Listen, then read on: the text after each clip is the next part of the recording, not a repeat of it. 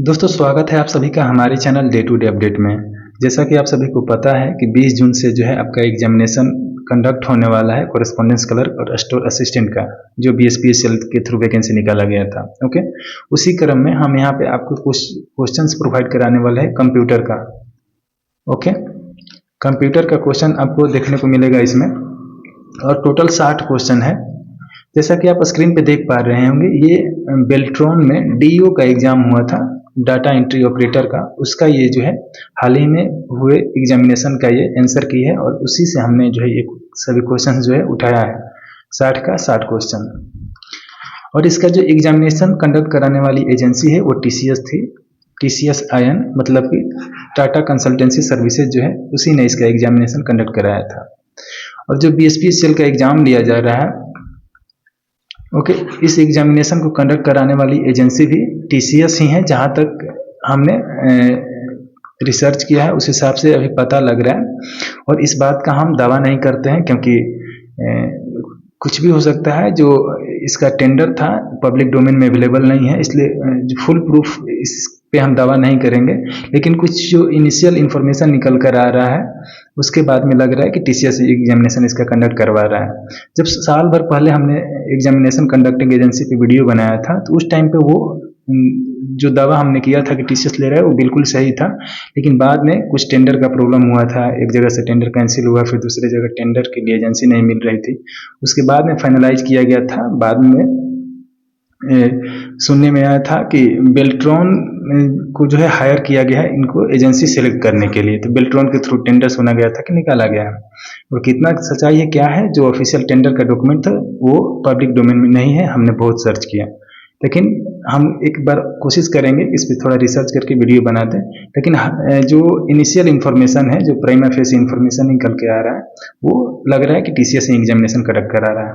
Okay, तो हम ये जो 60 क्वेश्चंस आपको दे रहे हैं कि हो सकता है कि ये आपके बहुत ज़्यादा हेल्पफुल हो। ऐसा ही, और इसके अलावा दो और को सेट जो शिफ्ट में एग्जाम हुआ था बेल्ट्रॉन का, उसका भी क्वेश्चन पेपर हमारे पास अवेलेबल है। अगर इस पर अच्छा रिस्पांस रहता है तो वो भी हम आपको प्रोवाइड करा देंगे। आप यहाँ पे एक बार हम आपको दिखा देते हैं ओवरव्यू। ये जो क्वेश्चन है ये उसी के आंसर की का है। डीयू बेल्ट्रॉन डीयू का एग्जाम हुआ था, टीसीएस के द्वारा कंडक्ट कराया गया था। ओके, उम्मीद है कि ये सभी क्वेश्चंस और इसका जो डिस्कशन है वो आपके काम में आएगा। इसीलिए हमने सभी क्वेश्चंस को अलग से टाइप कर लिया है और डिटेल में आंसर हम आपको बताने वाले हैं। ओके, पीडीएफ के लिए आप जो है हमारा टेलीग्राम चैनल ज्वाइन कर सकते हैं, और किसी प्रकार का हेल्प चाहिए तो डिस्कशन ग्रुप है टेलीग्राम का, और सभी का लिंक डिस्क्रिप्शन में मिल जाएगा। ओके, क्वेश्चन नंबर 1 यहाँ से स्टार्ट करते हैं। देखिए, क्वेश्चन नंबर पहला बोल रहा है कि माइक्रोसॉफ्ट वर्ड डॉक्यूमेंट में एक स्थान से समान फॉर्मेटिंग को कॉपी करने और कहीं और प्रयुक्त करने के लिए किस विकल्प का उपयोग किया जाता है। कहने का मतलब है कि फॉर्मेटिंग को कॉपी करके, एक जगह से कॉपी करके और दूसरे जगह अप्लाई करने के लिए कौन सा जो विकल्प है यूज किया जाता है। तो फॉर्मेटिंग मतलब क्या होता है? फॉर्मेटिंग का मतलब होता है किसी टेक्स्ट पे आप जो है अप्लाई किए हैं, फॉन्ट का स्टाइल यहाँ पे लिख दिया हमने, फॉन्ट का स्टाइल, साइज, कलर, या बोल्ड किए हैं या फिर इटैलिक किए हैं, इन सभी फॉर्मेटिंग बोला जाता है इन सभी को। तो उन सभी डिजाइन को, जो स्टाइल आपने जिसमें सजाया है, उसको, उस स्टाइल को कॉपी करके दूसरे टेक्स्ट पे या इमेज पे अप्लाई करने के लिए कौन सा फंक्शन यूज किया जाता है? तो वो यूज किया जाता है फॉर्मेट पेंटर का विकल्प। क्वेश्चन को ध्यान से पढ़िएगा तो यहाँ पे देखिए समान फॉर्मेटिंग लिखा हुआ है, समान फॉर्मेटिंग को कॉपी करने के लिए। तो फॉर्मेटिंग जो वर्ड आया है ये फॉर्मेट पेंटर, ऐसे भी आप जो है टिक कर सकते थे अगर आप जो है यहाँ से भी थोड़ा सा गेस करते। तो हमने इसे समझा दिया आपको कि कैसे यहाँ पे फॉर्मेटिंग पेंटर जो है ऑप्शन होगा। एमएस वर्ड में जाइएगा तो यहाँ पे होम में आपको फॉर्मेट पेंटर का विकल्प देखने को मिल जाएगा, और इसे जो है यूज कैसे किया जाता है यहाँ पे हमने बता दिया है।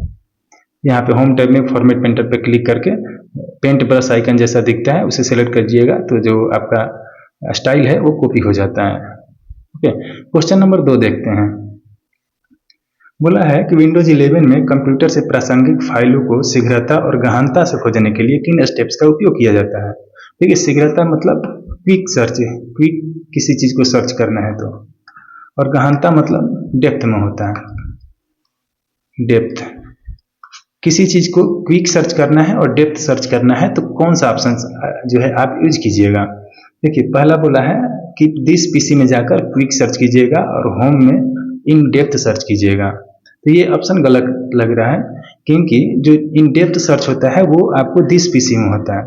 दिस पीसी वाला जो फाइल है उसमें जो है डेप्थ सर्च होता है, और होम वाला जो फाइल है, जो होम वाला फाइल है वहाँ से क्विक सर्च किया जाता है। वहाँ से क्या किया जाता है? क्विक सर्च किया जाता है। तो आगे बढ़िएगा, ऑप्शन होगा आपको। तो देखिए जो यहाँ से देखिए हमने बताया था ना, देखिए होम से यहाँ पे क्विक सर्च कीजिएगा। होम से क्विक सर्च होता है, जल्दी में आप किसी चीज़ को खोजने के लिए होम से, जैसे कि यहाँ पे होम में क्विक सर्च का बटन दिया हुआ है, यहाँ पे कॉर्नर में आप देख सकते हैं। तो होम से आप क्या कीजिएगा? Quick search. और दिस पीसी में जाकर फाइल मैनेजर में दिस पीसी में जाने के बाद में डेप्थ सर्च वहाँ से कर सकते हैं, डिटेल में सर्च कर सकते हैं। किसी भी फाइल को सर्च करना हो तो वहाँ से दिस पीसी से सर्च कीजिएगा। थोड़ा टाइम लेगा, लेकिन अगर फाइल अवेलेबल होगा तो वो दिखा देगा। तो करेक्ट आंसर होगा ऑप्शन नंबर 3। आगे यहाँ पे बढ़िएगा तो सभी डिटेल हमने दे दिया है, कैसे क्या होगा। ओके, आप इसे समझ सकते हैं। क्वेश्चन नंबर 3 देखते हैं। MS एक्सेल 2019 में आकृतियों की उस कैटेगरी का नाम क्या है जिसमें पंचभुज, षटभुज, त्रिभुज जैसी आकृतियां शामिल हैं। तो यहाँ पे देखिए ये जो सभी आकृतियां हैं ये बेसिक शेप में आते हैं, मतलब आधारीय आकृति होती है, मतलब बेसिक होता है। ये बेसिक शेप है। बेसिक शेप में क्या क्या आता है एक बार हम दिखा देते हैं। बेसिक शेप में देखिए त्रिभुज आता है, पंचभुज आता है, हेक्सागन मतलब षटभुज आता है, रेक्टेंगल आता है मतलब चतुर्भुज, सर्किल आता है, ओवल आता है, ट्रेपेजॉइड आता है और राइट एरो। ये सभी बेसिक शेप में आते हैं। तो इसका करेक्ट आंसर क्या हो जाएगा? ऑप्शन नंबर 2 हो जाएगा। ओके, तो MS एक्सेल में ये सभी आकृति बेसिक शेप कहलाते हैं, ऐसे आप याद रख सकते हैं। ओके, अन्य विकल्प क्यों नहीं होगा? देखिए फ्लो चार्ट क्या होता है। तो फ्लो चार्ट इस कैटेगरी में विशेष रूप से फ्लो चार्ट में प्रयुक्त सिंबल जैसे कि प्रोसेस, डिसीजन, टर्मिनेटर आदि होते हैं। ओके, दूसरा है ब्लॉक एरो। क्या होता है? इसमें विभिन्न प्रकार के एरो शेप होते हैं जैसे कि right arrow, left arrow, double arrow आदि।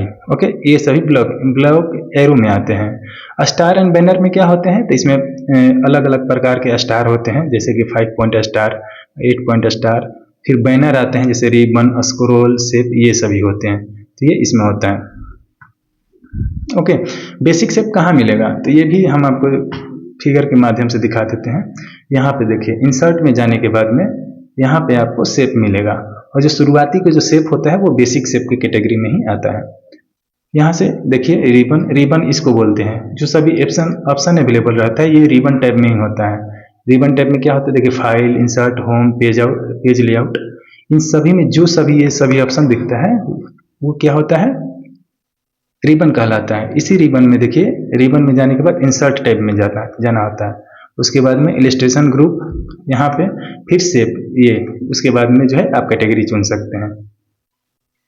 नेक्स्ट क्वेश्चन नंबर 4 देखते हैं कि विंडोज एक्सपी में सिस्टम का कौन सा भाग स्टार्टअप और शटडाउन प्रक्रिया, सिस्टम सर्विसेज और बैकग्राउंड प्रोसेस पर कार्य करता है? क्या बोला है? ध्यान से पढ़िए एक बार। सिस्टम का कौन सा भाग स्टार्टअप और शटडाउन प्रक्रिया, सिस्टम सर्विसेज और बैकग्राउंड प्रोसेस पर कार्य करता है?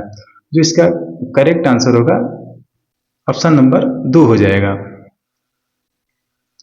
ओके, सर्विस कंट्रोल मैनेजर, इसको शॉर्ट में SCM भी बोला जाता है, सर्विस कंट्रोल मैनेजर। ओके, आगे बढ़िएगा नीचे में तो हमने देखिए यह है SCM एक महत्वपूर्ण सिस्टम कंपोनेंट है जो विंडोज XP और अन्य विंडोज ऑपरेटिंग सिस्टम में होता है। ये स्टार्टअप और शटडाउन के समय सर्विसेज को लोड या अनलोड करता है, सिस्टम लेवल बैकग्राउंड प्रोसेस को मैनेज करता है और यह सुनिश्चित करता है कि विंडोज स्टार्ट होता है तो आवश्यक सेवाएं जैसे कि print, spooler, Windows update, network connection आदि चले और बंद होने पर व्यवस्थित रूप से बंद हो। ओके, तो इन सभी को मैनेज करने का काम SCM का होता है, मतलब सर्विस कंट्रोल मैनेजर का होता है कि पीसी जब बंद हो तो सभी सेवाएं व्यवस्थित रूप से बंद हो जाए, और जब चालू हो, स्टार्ट हो पीसी, तो सभी सेवाएं जो सभी सर्विसेज है अच्छे से लोड हो जाए। तो ये SCM का कार्य है। और सभी जो ऑप्शन है उन्हें भी हमने डिटेल में यहाँ पे समझा दिया है। यहाँ पे एक चीज़ हम आपको बता देंगे, विंडोज रजिस्ट्री क्या होता है ये पढ़ लीजिए, इससे क्वेश्चन आता है। तो ये क्या है, एक डाटाबेस है जिसमें कॉन्फ़िगरेशन सेटिंग होती है, पर यह स्वयं स्टार्टअप या शटडाउन प्रक्रिया को नहीं संभालता है। तो कॉन्फ़िगरेशन सेटिंग होती है कौन, विंडोज रजिस्ट्री डाटाबेस एक प्रकार का। क्वेश्चन नंबर 5 है, निम्नलिखित में से कौन सा पहली पीढ़ी का कंप्यूटर नहीं है, मतलब कि फर्स्ट जनरेशन का कंप्यूटर नहीं है, इसमें से पूछा गया है। इसका जो देखिए यहाँ पे यूनिवाक 1 जो है वो फर्स्ट जनरेशन का कंप्यूटर है, ENIAC भी फर्स्ट जनरेशन का कंप्यूटर है, ओके। और IBM 650 जो है ये भी फर्स्ट जनरेशन का कंप्यूटर है। लेकिन वहीं पे देखिएगा क्वेश्चन, ये ऑप्शन नंबर 2 IBM 370 ये जो है थर्ड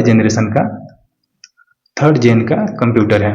तो इसका करेक्ट आंसर ऑप्शन नंबर 2 हो जाएगा। क्यों होगा, क्योंकि ये फर्स्ट जनरेशन का कंप्यूटर नहीं है, पूछा गया था। तीनों तो फर्स्ट जनरेशन का है, ये थर्ड जनरेशन का है, इसीलिए correct answer option number B हो जाएगा। यहाँ पे डिटेल हमने दिया है। देखिए यहाँ पे फर्स्ट जनरेशन में ENIAC यूनिवाक IBM 650 आता है। दूसरा जनरेशन का कंप्यूटर का एग्जाम्पल है IBM 1401 मतलब 1401, और चौथा का है इंटेल 8085। अब पांचवा का एग्जाम्पल है रोबोटिक्स एक्सपर्ट सिस्टम, क्योंकि इसमें आर्टिफिशियल इंटेलिजेंस भी शामिल हो जाता है। इसमें आपसे एक और चीज़ पूछता है कि कौन से जनरेशन के कंप्यूटर का मेन कंपोनेंट क्या था, मेन जो उसका घटक है क्या था। जैसे कि फर्स्ट जनरेशन के कंप्यूटर में वैक्यूम ट्यूब लाया गया था फर्स्ट टाइम, वैक्यूम ट्यूब पे ये चलता था, मेन कंपोनेंट था। वहीं दूसरा जनरेशन के कंप्यूटर में ट्रांजिस्टर लाया गया था। तीसरा जनरेशन का कंप्यूटर का मेन कंपोनेंट इंटीग्रेटेड सर्किट था, मतलब IC जिसे बोलते हैं शॉर्ट में। और चौथा जनरेशन के कंप्यूटर माइक्रो प्रोसेसर बेस्ड था, ओके। और पांचवा जनरेशन जो है आर्टिफिशियल, जो कि अभी चल रहा है AI based computer, fifth generation के कंप्यूटर में आते हैं। और यहाँ पे IBM 370 क्या है, थर्ड जनरेशन का कंप्यूटर है। इसे याद करने के लिए देखिए 3 शुरू में है ना, IBM 370, तो 3 थर्ड जनरेशन, ऐसे याद कर सकते हैं आप। क्वेश्चन नंबर 6 देखते हैं, इनमें से किसे सामान्यतः एप्लीकेशन सॉफ्टवेयर नहीं माना जाता है। बहुत बढ़िया क्वेश्चन है, हम आपको अच्छे से समझा देते हैं इसको कि एप्लीकेशन सॉफ्टवेयर क्या होते हैं। देखिए एप्लीकेशन सॉफ्टवेयर 2 शब्द से मिलकर बना है, ओके। जिसे आप मोबाइल में सुने होंगे एप्स बोलते हैं, एप्स। तो इसका मतलब होता है, एप मतलब हो गया एप्लीकेशन, ओके, एप्लीकेशन होता है। और एस का मतलब होता है सॉफ्टवेयर। तो क्या हो गया, दोनों जब कंबाइन कीजिएगा तो इसे बोलते हैं एप्लीकेशन सॉफ्टवेयर, ओके। देखिए यहाँ पे कोई एप्लीकेशन सॉफ्टवेयर नहीं माना जाता है। तो देखिए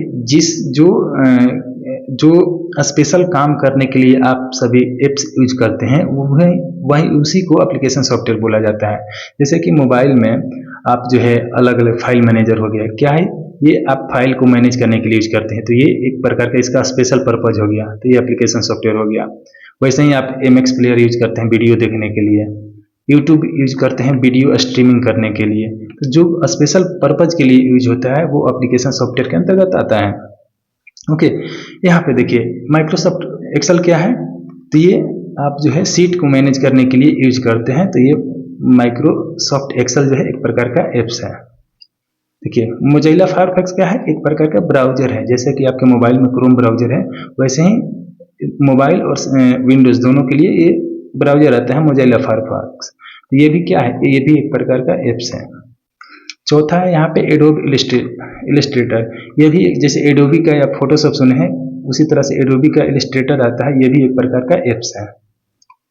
इसका करेक्ट आंसर क्या हो जाएगा, विंडोज 11, क्योंकि विंडोज 11 क्या है, एक प्रकार का ऑपरेटिंग सिस्टम है जिसे OS बोलते हैं।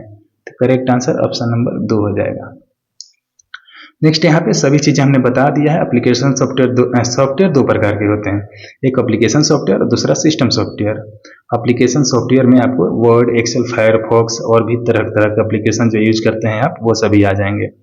देखिए उपयोगकर्ता किसी विशेष कार्य के लिए यूज करता है तो एप्लीकेशन सॉफ्टवेयर। वहीं सिस्टम सॉफ्टवेयर क्या होता है, यह कंप्यूटर को बूट करता है और हार्डवेयर को चलाता है। तो ऑपरेटिंग सिस्टम ही है जो हार्डवेयर को चलाता है और मैनेज करता है। ओके, इसका एग्जांपल विंडोज 11, लिनक्स और मैक ओएस है। मैक ओएस किसका है? ये एप्पल कंपनी का जो है ऑपरेटिंग सिस्टम है, पूछता है। तो ये एप्पल कंपनी का ये जो ऑपरेटिंग सिस्टम है। तो समझ गए, विंडोज 11 जो है करेक्ट आंसर हो जाएगा। क्वेश्चन नंबर 7 है कि स्टैंडर्ड एमएस एक्सेल के इंसर्ट चार्ट मेनू में कौन सा चार्ट प्रकार नहीं होता है? देखिए, यहाँ पे एक्सेल में आपको एक ऑप्शन मिलता है कि अलग अलग प्रकार के जो है आप चार्ट जो है यूज कर सकते हैं। ओके, इसमें पूछ रहा है कि कौन सा ऐसा जो ऑप्शन है इसमें से चार्ट में अवेलेबल नहीं होता है। देखिए, कॉलम चार्ट आपको एक्सेल में देखने को मिल जाएगा, एरिया चार्ट भी देखने को मिल जाएगा, पाई चार्ट भी देखने को मिल जाएगा, लेकिन बॉक्स प्लॉट जैसा कोई चार्ट एक्सेल में अवेलेबल नहीं रहता है। तो इसीलिए करेक्ट आंसर यही हो जाएगा, बॉक्स प्लॉट। ओके, इसके लिए हमने यहाँ पे फिगर ले लिया है। देखिए, पाई चार्ट कुछ ऐसा दिखता है। ओके, लाइन चार्ट कुछ ऐसा दिखता है, कॉलम चार्ट आप देख सकते हैं कॉलम जैसा दिखता है, और ये बार चार्ट है, हॉरिजॉन्टल जो कॉलम होता है बार चार्ट कहलाता है। ऐसा एरिया चार्ट होता है, और ये एक प्रकार का स्कैटर चार्ट होता है जो कि बिंदु बिंदु ऐसे दिखाया गया है। ये एक स्कैटर चार्ट है। इसमें हमारा पूछा गया था बॉक्स प्लॉट, तो ये गलत हो जाएगा क्योंकि बॉक्स प्लॉट प्रकार का कोई एक्सेल में चार्ट अवेलेबल नहीं है। ओके, ये सभी चार्ट अवेलेबल रहता है जो कि हमने फिगर में भी आपको दिखा दिया। देखिए, और एक बात है, बॉक्स प्लॉट देखिए 2016 के बाद से उपलब्ध हुआ है, लेकिन डिफॉल्ट इंसर्ट में नहीं होता। ये आपको बहुत अंदर में जाना पड़ेगा, तब आपको जो है ये बॉक्स प्लॉट चार्ट देखने को मिलेगा। तो इसीलिए आपको यहाँ पे क्वेश्चन में देखिए इंसर्ट चार्ट मेनू में ये नहीं देखने को मिलेगा। ओके, नेक्स्ट क्वेश्चन देखते हैं। जब कोई यूजर एमएस एक्सेल में वर्कशीट को अनप्रोटेक्ट करना चाहता है तो एडिट एक्सेस पुनः प्राप्त करने के लिए निम्न में से क्या सुनिश्चित करना होगा?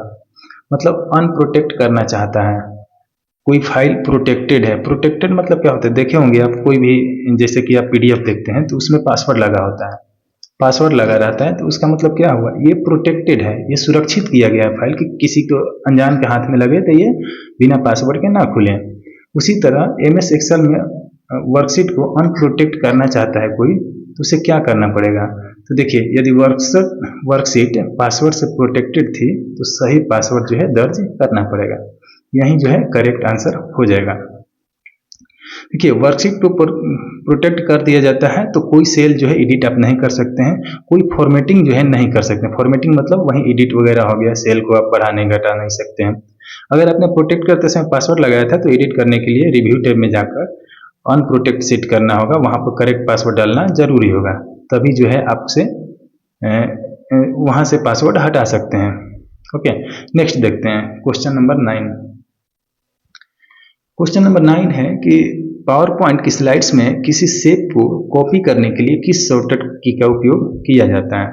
यहाँ पे अलग अलग ऑप्शंस आपको देखने को मिल जाएगा और बेसिक ऑप्शंस हैं। देखिए, यहाँ पे हम आंसर आपको बता दिए। कॉपी का शॉर्टकट की होता है Ctrl+C, आपको पता होगा। X जो है ये कट का शॉर्टकट की होता है, और Z जो है यहाँ पे ये अंडू का शॉर्टकट की होता है। ओके, और जो D है ये Ctrl+D होता है, ये डुप्लीकेट जो स्लाइड है उसे बनाने के लिए यूज किया जाता है। ओके, नेक्स्ट देखते हैं क्वेश्चन नंबर 10।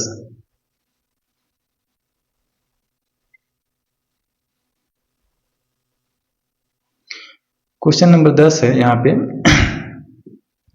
कुल आइटम में अलग अलग आइटम के योगदान को प्रदर्शित करने के लिए किस प्रकार का चार्ट सबसे उपयुक्त होता है? देखिए, कुल आइटम में मान लीजिए कि किसी में 100% कोई आइटम है, उसमें अलग अलग प्रकार का चार्ट दिखाना है, तो कौन सा जो है चार्ट यूज किया जाता है, ऐसा आप बनाना पड़ेगा।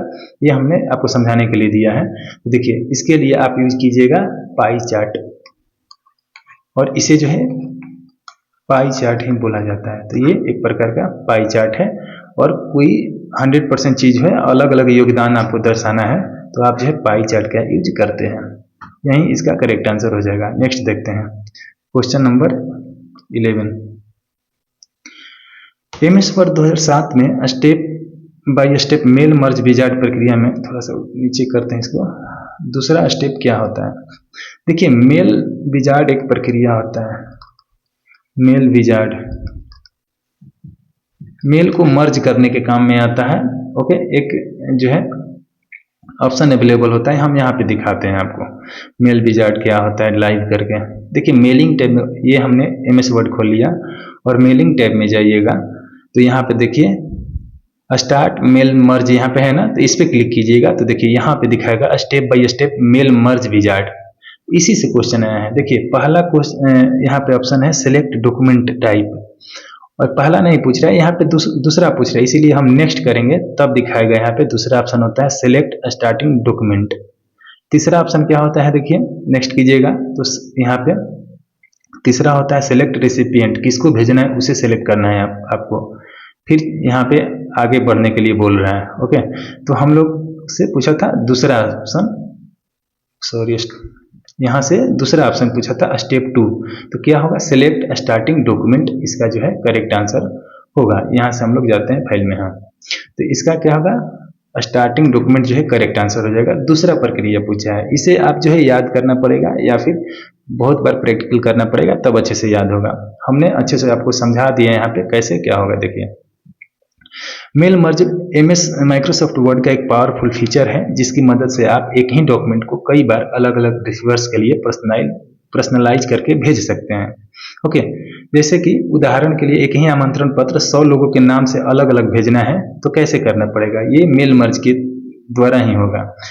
दूसरा एग्जाम्पल है कि एक ही फीस रिमाइंडर 100 छात्रों को आपको रोल नंबर और नाम के साथ अलग अलग भेजना है तो क्या करना पड़ेगा, तो मेल मर्ज इसमें काम कर सकता है। देखिए मेल मर्ज के दो हिस्से होते हैं, एक होता है मेन डॉक्यूमेंट और दूसरा होता है डाटा सोर्स। मेन डॉक्यूमेंट में जैसे कि लेटर आ जाता है, एनवेलप आ जाता है, ईमेल आ जाता है और लेबल आ जाता है। वहीं डाटा सोर्स में यहाँ पे एक्सेल के सीट से डाटा आप ले सकते हैं, डाटाबेस एक्सेस के डाटाबेस से ले सकते हैं या फिर मैन्युअली इंटर कर सकते हैं, ये इस तरह से काम करता है। वहीं देखिए यहाँ पे वर्ड 2007 में कहाँ पे मिलता है मेल मर्ज विजार्ड, हमने आपको दिखा भी दिया। मेलिंग टैब में जाइएगा, स्टार्ट मेल मर्ज कीजिएगा, तब step by step mail merge wizard आपको देखने को मिलता है। और सभी जो है ऑप्शन यहाँ पे क्या क्या रहता है। देखिए पहला ऑप्शन हमने आपको दिखाया, पहला स्टेप होता है सिलेक्ट डॉक्यूमेंट टाइप, दूसरा होता है स्टार्टिंग डॉक्यूमेंट, स्टार्टिंग डॉक्यूमेंट जो कि हमारा आंसर होगा। ओके, स्टार्टिंग डॉक्यूमेंट ही हमारा आंसर था क्योंकि दूसरा स्टेप उसने पूछा था। तीसरा स्टेप में क्या होता है, देखिए तीसरा स्टेप में रेसिपिएंट सिलेक्ट करते हैं जिसको आपने भेजना होता है। तीसरा में आपको लेटर अपना टाइप करना होता है या फिर पेस्ट कर सकते हैं कि कौन सा लेटर आपको भेजना है। प्रीव्यू योर लेटर, आप लेटर का प्रीव्यू देख सकते हैं कि भेजने से पहले आपका लेटर कैसा दिखेगा। और फाइनल प्रोसेस होता है कंप्लीट दी मर्ज, मर्ज कीजिएगा तो वो जो प्रोसेस है वो कंप्लीट हो जाएगा। ओके, ये सभी चीज़ें हमने मेंशन कर दिया। देखिए क्वेश्चन नंबर 12, एमएस एक्सेल में रो की ऊंचाई को मतलब हाइट को मैन्युअली मॉडिफाई करने के लिए या फिर एडिट करने के लिए पहला चरण क्या है। तो माइक्रोसॉफ्ट एक्सेल में रो की ऊंचाई यानी रो की हाइट को बदलने का मेन मतलब है या आप सेल की हाइट को मैन्युअली अपनी ज़रूरत के अनुसार बढ़ाना चाहते हैं या फिर घटाना चाहते हैं। तो इसमें क्या करना पड़ेगा, आपको रो या रो की रेंज का चयन करना पड़ेगा, तभी जो है हाइट को आप बढ़ा या घटा सकते हैं। देखिए रो की बारे में बात, ये जो देखते हैं ना, ये जो है ये एक्सेल शीट में ऐसे आपको रो और कॉलम देखने को मिलता है।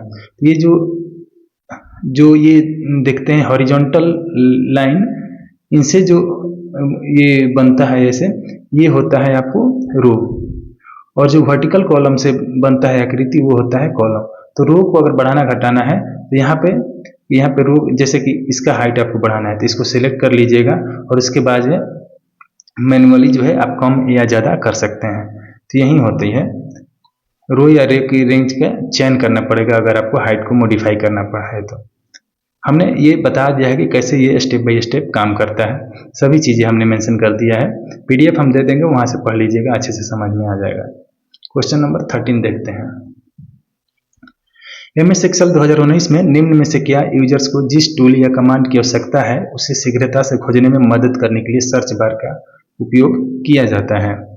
ओके, देखिए एमएस एक्सेल में आपको एक नया फीचर मिलेगा। माइक्रोसॉफ्ट के सभी जो वर्ड आता है या फिर एक्सेल आता है उसमें टेल मी का फीचर मिलता है।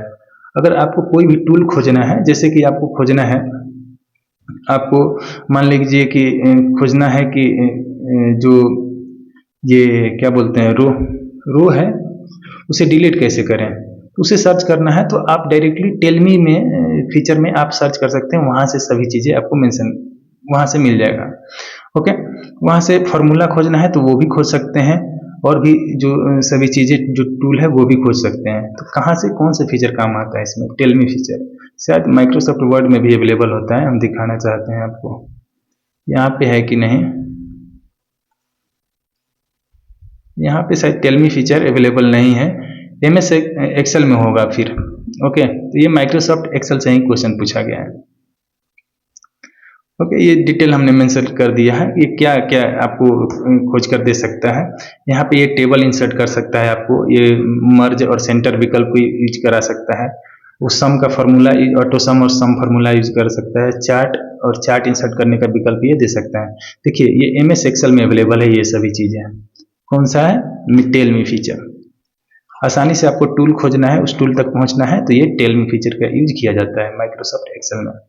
नेक्स्ट है क्वेश्चन नंबर 14 कि माइक्रोसॉफ्ट पावर पॉइंट में कौन सा फीचर आपको कलर्स, फॉन्ट और इफेक्ट के पूर्व निर्धारित संयोजन का उपयोग करके सभी स्लाइड में एक समान रूप से अनुभव लागू करने की सुविधा देता है। इसका देखिए कह रहा है कि कौन सा फीचर आपको कलर, फॉन्ट, इफेक्ट के पूर्व निर्धारित संयोजन का उपयोग सभी स्लाइड पे समान रूप से करने का अनुभव मिलता है। तो हम देखिए जब पावर पॉइंट पे बनाते हैं सभी कंटेंट, तो एक ही तरह का स्लाइड सभी जगह दिखता है, उस पर जो है कुछ भी अलग अलग चीज़ें लिखा होता है। ओके, चीज़ें तो आप अलग लिख सकते हैं, लेकिन स्लाइड का कलर, डिजाइन सभी एक जैसा दिखता है, तो उसे क्या बोलते हैं, उसे बोलते हैं थीम। वो एक प्रकार का थीम होता है। ओके, थीम एक क्या है, प्री डिफाइंड मतलब पूर्व निर्धारित डिजाइन का सेट होता है, जिसमें शामिल होता है, क्या क्या शामिल होता है, उसमें कलर शामिल होता है, फॉन्ट शामिल होता है, इफेक्ट शामिल होता है जैसे कि 3D, रिफ्लेक्शन, शैडो और बैकग्राउंड का स्टाइल, ये सभी शामिल होता है। तो थीम के थ्रू जो है पॉसिबल होता है। सभी जो स्लाइड होता है, सभी जो सीट होता है, स्लाइड समझ रहे होंगे स्लाइड क्या होता है, माइक्रोसॉफ्ट में सभी काम स्लाइड पे ही होता है। ओके, पेज उसे बोल सकते हैं आप। तो उन सभी पेजेस और स्लाइड पे एक ही तरह का फॉर्मेटिंग लागू करने वाला जो विकल्प वो थीम के थ्रू होता है। तो उम्मीद है कि समझ गए होंगे। थीम कहाँ मिलेगा, तो पावर पॉइंट में जाना है आपको, डिजाइन टैब में आपको थीम देखने को मिलेगा। कभी डायरेक्ट क्वेश्चन पूछता है कि थीम जो है वो किस टैब में मिलेगा आपको, तो ऑप्शन जो आंसर हो जाएगा डिजाइन टैब में थीम अवेलेबल रहता है। नेक्स्ट देखते हैं क्वेश्चन नंबर, देखिए यहाँ पे ये देखिए डिजाइन टैब में ये पावर पॉइंट का ये स्क्रीनशॉट है। यहाँ पे देखिए रिबन टैब में ये डिजाइन दिखेगा आपको, डिजाइन में ही अलग अलग प्रकार का थीम रहता है, और इन सबको स्लाइड बोलते हैं। दिखा देते हैं, देखिए स्लाइड नंबर ये 1 हो गया, ये स्लाइड नंबर 1 हो गया, ये 2, 3 और 4। मान लीजिए ये थीम सेलेक्ट कीजिएगा, ये वाला, तो यही वाला सेम थीम इस पे सभी स्लाइड पे जो है लागू हो जाएगा। तो उम्मीद है कि थीम के बारे में आप समझ गए होंगे। क्वेश्चन नंबर 15 देखते हैं कि MS वर्ड में निम्न में से कौन सी कमांड यूजर्स को दस्तावेज में शीघ्रता से एक तालिका यानी टेबल इंसर्ट करने तथा रो और कॉलम की संख्या निर्दिष्ट करने की सुविधा देता है। तो इसका जो करेक्ट आंसर हो जाएगा ऑप्शन में ही है, सॉरी, ये इसका जो आंसर है वो क्वेश्चन में ही छिपा है। देखिए क्या बोल रहा है, दस्तावेज में शीघ्रता से एक तालिका यानी टेबल को इंसर्ट करने में, तो टेबल करने का ऑप्शन किस में रहेगा, टेबल इंसर्ट करने का इंसर्ट टेबल में ही रहेगा। इंसर्ट टेबल मतलब टेबल को चिपकाना या टेबल को लाना सामने, इंसर्ट टेबल होता है। देखिए इंसर्ट टेबल क्या है, एक ऐसी कमांड है जो माइक्रोसॉफ्ट वर्ड में यूजर्स को शीघ्रता से एक नई टेबल जोड़ने देती है। देखिए यहाँ से एक सेकेंड, यहाँ से हम दिखाते हैं आपको टेबल कहाँ पे मिलेगा। देखिए इंसर्ट में गए और यहाँ पे आपको टेबल देखने को मिलता है, यहाँ पे ये सभी, यहाँ से आप सिलेक्ट कर सकते हैं टेबल। देखिए यहाँ पे हमने टेबल सिलेक्ट किया, यहाँ पे टेबल ये आ गया, तो यही इंसर्ट टेबल का ऑप्शन है। ओके, कैसे खोलना है, तो MS वर्ड में जाए, ओके, टेबल चाहिए वहाँ पर कर्सर रखिए, रिबन टैब में जाइए, इंसर्ट टैब पर हमने क्लिक किया था तो टेबल आ गया था, टेबल ग्रुप में टेबल विकल्प पर क्लिक करें और ये सभी अलग अलग बॉक्सेस था, अलग अलग तरह से आप सिलेक्ट कर सकते हैं इंसर्ट टेबल में जाकर। देखिए यहाँ पे ये ऐसा कीजिएगा तो ऐसा टेबल आएगा। ये टेबल का पहले से टेम्पलेट भी दिया गया है कि किस तरह का आपको टेबल चाहिए। ओके, यहाँ पे देखिए हमने ये फोटो भी दिखा दिया है। हमारा वीडियो जब आप देखते हैं तो थोड़ा सा क्वालिटी बढ़ा कर देखा कीजिए, जो हम सभी फोटो वगैरह यूज करते हैं वो अच्छे से आपको क्लियरली विजिबल हो। क्वेश्चन नंबर 16 देखते हैं, निम्नलिखित में से कौन सा MS वर्ड डॉक्यूमेंट को सेव करने का डिफ़ॉल्ट लोकेशन है। तो माइक्रोसॉफ्ट जो डॉक्यूमेंट है वो देखिए कहाँ पे सेव होता है डिफ़ॉल्ट रूप से। तो ये डॉक्यूमेंट जो है ना वो माई डॉक्यूमेंट में ही सेव होगा डिफ़ॉल्ट रूप से, मतलब वो अपने से खुद ब खुद डिफ़ॉल्ट वो कहाँ सेव होता है, वो माई डॉक्यूमेंट में जाकर सेव होता है। चाहे तो आप अलग चेंज कर सकते हैं फाइल, लेकिन अपने से वो माई डॉक्यूमेंट में जाता है इन जनरली। देखिए MS वर्ड 2007 हो, 10 हो, 16 हो, 19 हो, या फिर MS 365 जो सूट आता है वो हो, नया डॉक्यूमेंट बनाते हैं तो Ctrl+S दबाकर या फाइल में सेव एज पे क्लिक करने पर सेव में जाते हैं तो वो आपको माई डॉक्यूमेंट में ले जाता है या डॉक्यूमेंट में ले जाता है। ओके, एक चीज़ नोट करके हमने लिख दिया है, विंडोज OS में इसे माई डॉक्यूमेंट कहा जाता था, लेकिन अभी जो है ओनली डॉक्यूमेंट के नाम से अवेलेबल रहता है, ये भी ध्यान देना है। क्वेश्चन नंबर 17 देखते हैं, MS Excel 2019 में फॉर्मेट एज टेबल स्टाइल का उपयोग करने के लिए कौन सा कीबोर्ड शॉर्टकट उपयोग किया जाता है। MS Excel में फॉर्मेट किधर गया, एज टेबल स्टाइल। ओके, इसके लिए यूज किया जाता है Alt+H+T। Format as table style का जो शॉर्टकट की होता है ये होता है फॉर्मेट एज टेबल स्टाइल का शॉर्टकट की होता है, याद कर लीजिएगा Alt+H+T। ये डायरेक्टली भी पूछ लेता है एग्जामिनेशन में, जैसे अभी पूछ लिया। ओके, ये क्या होता है देखिए, format as table MS Excel में एक ऐसी सुविधा है जिसमें आप डाटा रेंज को आसानी से टेबल फॉर्मेट में बदल सकते हैं। जैसे कि कोई टेक्स्ट में डाटा लिखा हुआ है और चाहते हैं कि आप उसे टेबल में बदल लें, तो इसके लिए कौन सा यूज किया जाता है, फॉर्मेट एज टेबल। इसका शॉर्टकट की क्या होता है, Alt+H+T, याद रख लीजिएगा Alt+H+T। नेक्स्ट क्वेश्चन पे चलेंगे और सभी चीज़ें आप चाहें तो समझ सकते हैं, ये सभी टेबल का ऐसा होता है और ये टेबल आप यूज कर सकते हैं। और शॉर्टकट हमने बता दिया Alt+H+T कब, जब टेक्स्ट लिखा हुआ है और उसे टेबल में कन्वर्ट करना हो। क्वेश्चन नंबर 18 देखते हैं,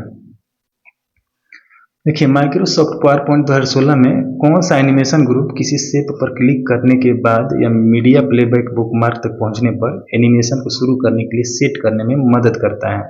तो जो इसका करेक्ट आंसर हो जाएगा ऑप्शन नंबर बी हो जाएगा या 2 हो जाएगा, एडवांस एनिमेशन ग्रुप। क्या बोल रहा है, किसी शेप पर क्लिक करने के बाद मीडिया प्लेबैक बुकमार्क तक पहुंचने में एनिमेशन को शुरू करने के लिए सेट करने में मदद करता है। देखिए जब पावर पॉइंट में आप चाहते हैं कि एनिमेशन ट्रिगर पर आधारित चले, जैसे कि जब कुछ शेप पर क्लिक करते हैं तो ऑडियो वीडियो बुकमार्क तक पहुंचता है, तो आप एडवांस एनिमेशन ग्रुप के ट्रिगर ऑप्शन का उपयोग करते हैं। ये क्या होता है, तो पावर पॉइंट के एनिमेशन टाइप में होता है, इसमें शामिल होता है ऐड एनिमेशन, एनिमेशन पेन और ट्रिगर। क्या काम होता है, तो ऐड एनिमेशन आपको एक से ज़्यादा एनिमेशन जोड़ने का काम आता है और एनिमेशन पे सभी एनिमेशन को एक साथ देखने के लिए यहाँ पे काम आता है। और ट्रिगर क्या है, एनिमेशन को किसी इवेंट जैसे क्लिक से जोड़ने के लिए। तो यहाँ पे ये सभी एनिमेशन पेन का ऑप्शन यहाँ पे अवेलेबल है। क्वेश्चन नंबर 19 है, माइक्रोसॉफ्ट पावर पॉइंट 2007 में प्रेजेंटेशन का फाइल एक्सटेंशन क्या होता है। ओके, कहने का मतलब जो माइक्रोसॉफ्ट में आप पावर पॉइंट का बनाते हैं, जिसे आप शॉर्ट में PPT बोलते हैं, उसको फाइल एक्सटेंशन क्या होता है, 2007 का पूछ लिया है। देखिए आपको हम सिंपल में समझा देते हैं, कुछ भी पूछे वैसे तो ये PDF तो होगा नहीं, ये डॉक्यूमेंट का फॉर्मेट होता है, ये PPTM भी कुछ नहीं होता है, तो होगा या तो ये PPTX हो गया या .PPT होगा। इसका जो देखिए 2007 में बोला है ना, तो 2007 में .PPTX चलता है, 2007 और 2007 के बाद। 2007 से पहले अगर पूछे, 2007 से पहले ये भी पूछ लेता है घुमा कर, तो .PPT होता है पावर पॉइंट का जो फाइल एक्सटेंशन होता है वो .PPT। 2007 और 7 के बाद क्या होता है, .PPTX, .PPTX। Correct answer option number 2 हो जाएगा, .PPTX। यहाँ पे हमने लिख दिया है 2007 और उसके बाद में .PPTX ही जो है एक्सटेंशन चलता है। ओके, नेक्स्ट देखते हैं क्वेश्चन नंबर 20, कोएक्सियल केबल के उपयोग के माध्यम से निम्न में से कौन सा connection type high speed internet access प्रदान करता है। इसका जो करेक्ट आंसर हो जाएगा केबल मोडेम। यहाँ पे कोएक्सियल केबल क्या होता है हम बता देते हैं। आप D2H सर्विसेज देखे हैं ना, डायरेक्ट टू होम, जो घर पे आप लोग लगाते हैं, जो कि कभी कभी आप देखते होंगे उसका कनेक्शन हिल जाता था तो आप लोग छत पे जाकर उसको जो है सही डायरेक्शन में सेट करना पड़ता था। उसमें एक केबल आता था, कैसा केबल, ऐसा दिखा देते हैं आपको, ऐसा केबल आता होगा, ऐसा देखे होंगे आप, इस तरह का केबल, इसमें अटैचमेंट रहता था और ऐसा केबल आता था और आप सेटअप बॉक्स में लगाना पड़ता था और अंदर में कुछ ऐसा ये वायर होता था, ये इंसुलेशन का परत होता था, ये कॉपर वायर होता था और ये आउटसाइड का इंसुलेशन होता था। तो यही कोएक्सियल केबल है, इसका यूज डाटा ट्रांसमिशन में भी होता है। देखिए क्या कर रहा है क्वेश्चन, निम्न से कौन सा connection type high speed internet action प्रदान करता है, तो ये केबल मोडेम होगा। ओके, देखिए कोएक्सियल केबल हमने समझा दिया, ये सेंटर कंडक्टर, एक इंसुलेटर और मेटल शील्ड होता है। केबल टीवी और इंटरनेट दोनों में इस्तेमाल होता है। केबल टीवी में तो आपने देखा होगा, इंटरनेट में भी इसका इस्तेमाल होता है। केबल मोडेम क्या है, तो देखिए केबल मोडेम एक ऐसा डिवाइस है जो आपके केबल टीवी नेटवर्क के माध्यम से हाई स्पीड इंटरनेट प्रदान करता है।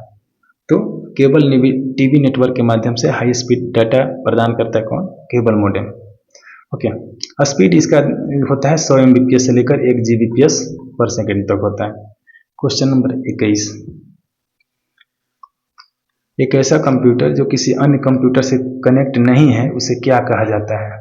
देखिए कोई भी कंप्यूटर जो किसी अन्य कंप्यूटर से कनेक्ट नहीं है उसे क्या बोलिएगा, अलोन है, मतलब वो अकेला है। ओके, तो उसे क्या बोला जाता है, स्टैंड अलोन कंप्यूटर। ऐसा कंप्यूटर जो किसी से भी कनेक्ट नहीं है, वो बिल्कुल अकेला है, वो किसी अन्य डिवाइस से भी कनेक्ट नहीं है या किसी दूसरे कंप्यूटर से कनेक्ट नहीं है, तो स्टैंड अलोन कंप्यूटर। और ऐसे कंप्यूटर का हैक होने का खतरा भी कम रहता है क्योंकि किसी अन्य कंप्यूटर से वो जो है कनेक्ट नहीं है। यहाँ पे देखिए ऐसा कंप्यूटर जो किसी नेटवर्क, देखिए local area network, wide area network और इंटरनेट से कनेक्टेड नहीं होता है, उसे बोला जाता है स्टैंड अलोन कंप्यूटर।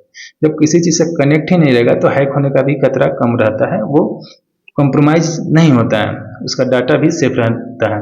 ओके, यह पूरी तरह से इंडिपेंडेंट रूप से काम करता है, स्वतंत्र होता है और इसमें सारा data software local hard drive में होता है, HDD में होता है।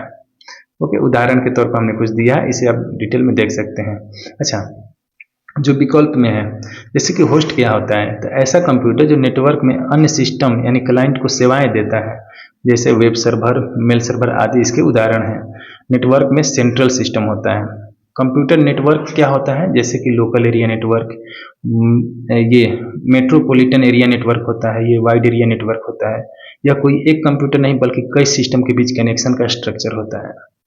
वर्क स्टेशन क्या होता है, तो ये एक हाई परफॉर्मेंस कंप्यूटर होता है जो आमतौर पर नेटवर्क से जुड़ा होता है। इंजीनियरिंग, ग्राफिक्स डिजाइन या डाटा एनालिसिस जैसे कार्यों के लिए इसका प्रयोग किया जाता है। क्वेश्चन नंबर 22 देखते हैं, निम्न में से कौन सा एक एप्लीकेशन सॉफ्टवेयर नहीं है। वही बात है कि कौन सा इसमें से एप्स नहीं है, पूछ रहा है, एप्लीकेशन सॉफ्टवेयर नहीं है। MS पेंट तो पता है आपको, स्पेशल कार्य के लिए ओके पेंटिंग सीखने के काम आता है, तो ये क्या है, एप्स है। MS वर्ड डॉक्यूमेंट को टाइप करने के लिए यूज किया जाता है, एडिट करने के लिए किया जाता है, ये भी स्पेशल पर्पज के लिए यूज किया जाता है, MS वर्ड है। ओरेकल क्या है, एक प्रकार का डाटा बेस मैनेजमेंट सर्विस है, ये भी एक प्रकार का क्या है, एप्स है। लेकिन लिनक्स का आप नाम सुन जब भी आएगा तो याद रखिएगा ये एक प्रकार का OS है। OS मतलब ऑपरेटिंग सिस्टम है, जैसे विंडोज ऑपरेटिंग सिस्टम है जो कि लगभग सभी कंप्यूटर में होता है, कुछ कंप्यूटर को छोड़कर, तो वो वैसे ही लिनक्स होता है। लिनक्स ऑपरेटिंग सिस्टम भी कुछ लोग यूज करते हैं। ओके, तो क्या है, एप्लीकेशन सॉफ्टवेयर नहीं है लिनक्स। सभी चीज़ें हमने समझा दिया है आपको ऑलरेडी। क्वेश्चन नंबर आगे देखते हैं। हाँ, यहाँ पे एक और चीज़ बताना था क्या, हाँ, ऑपरेटिंग सिस्टम में मैक OS पूछता है तो ये एप्पल का जो है ऑपरेटिंग सिस्टम है। लिनक्स क्या है, ये भी ऑपरेटिंग सिस्टम है।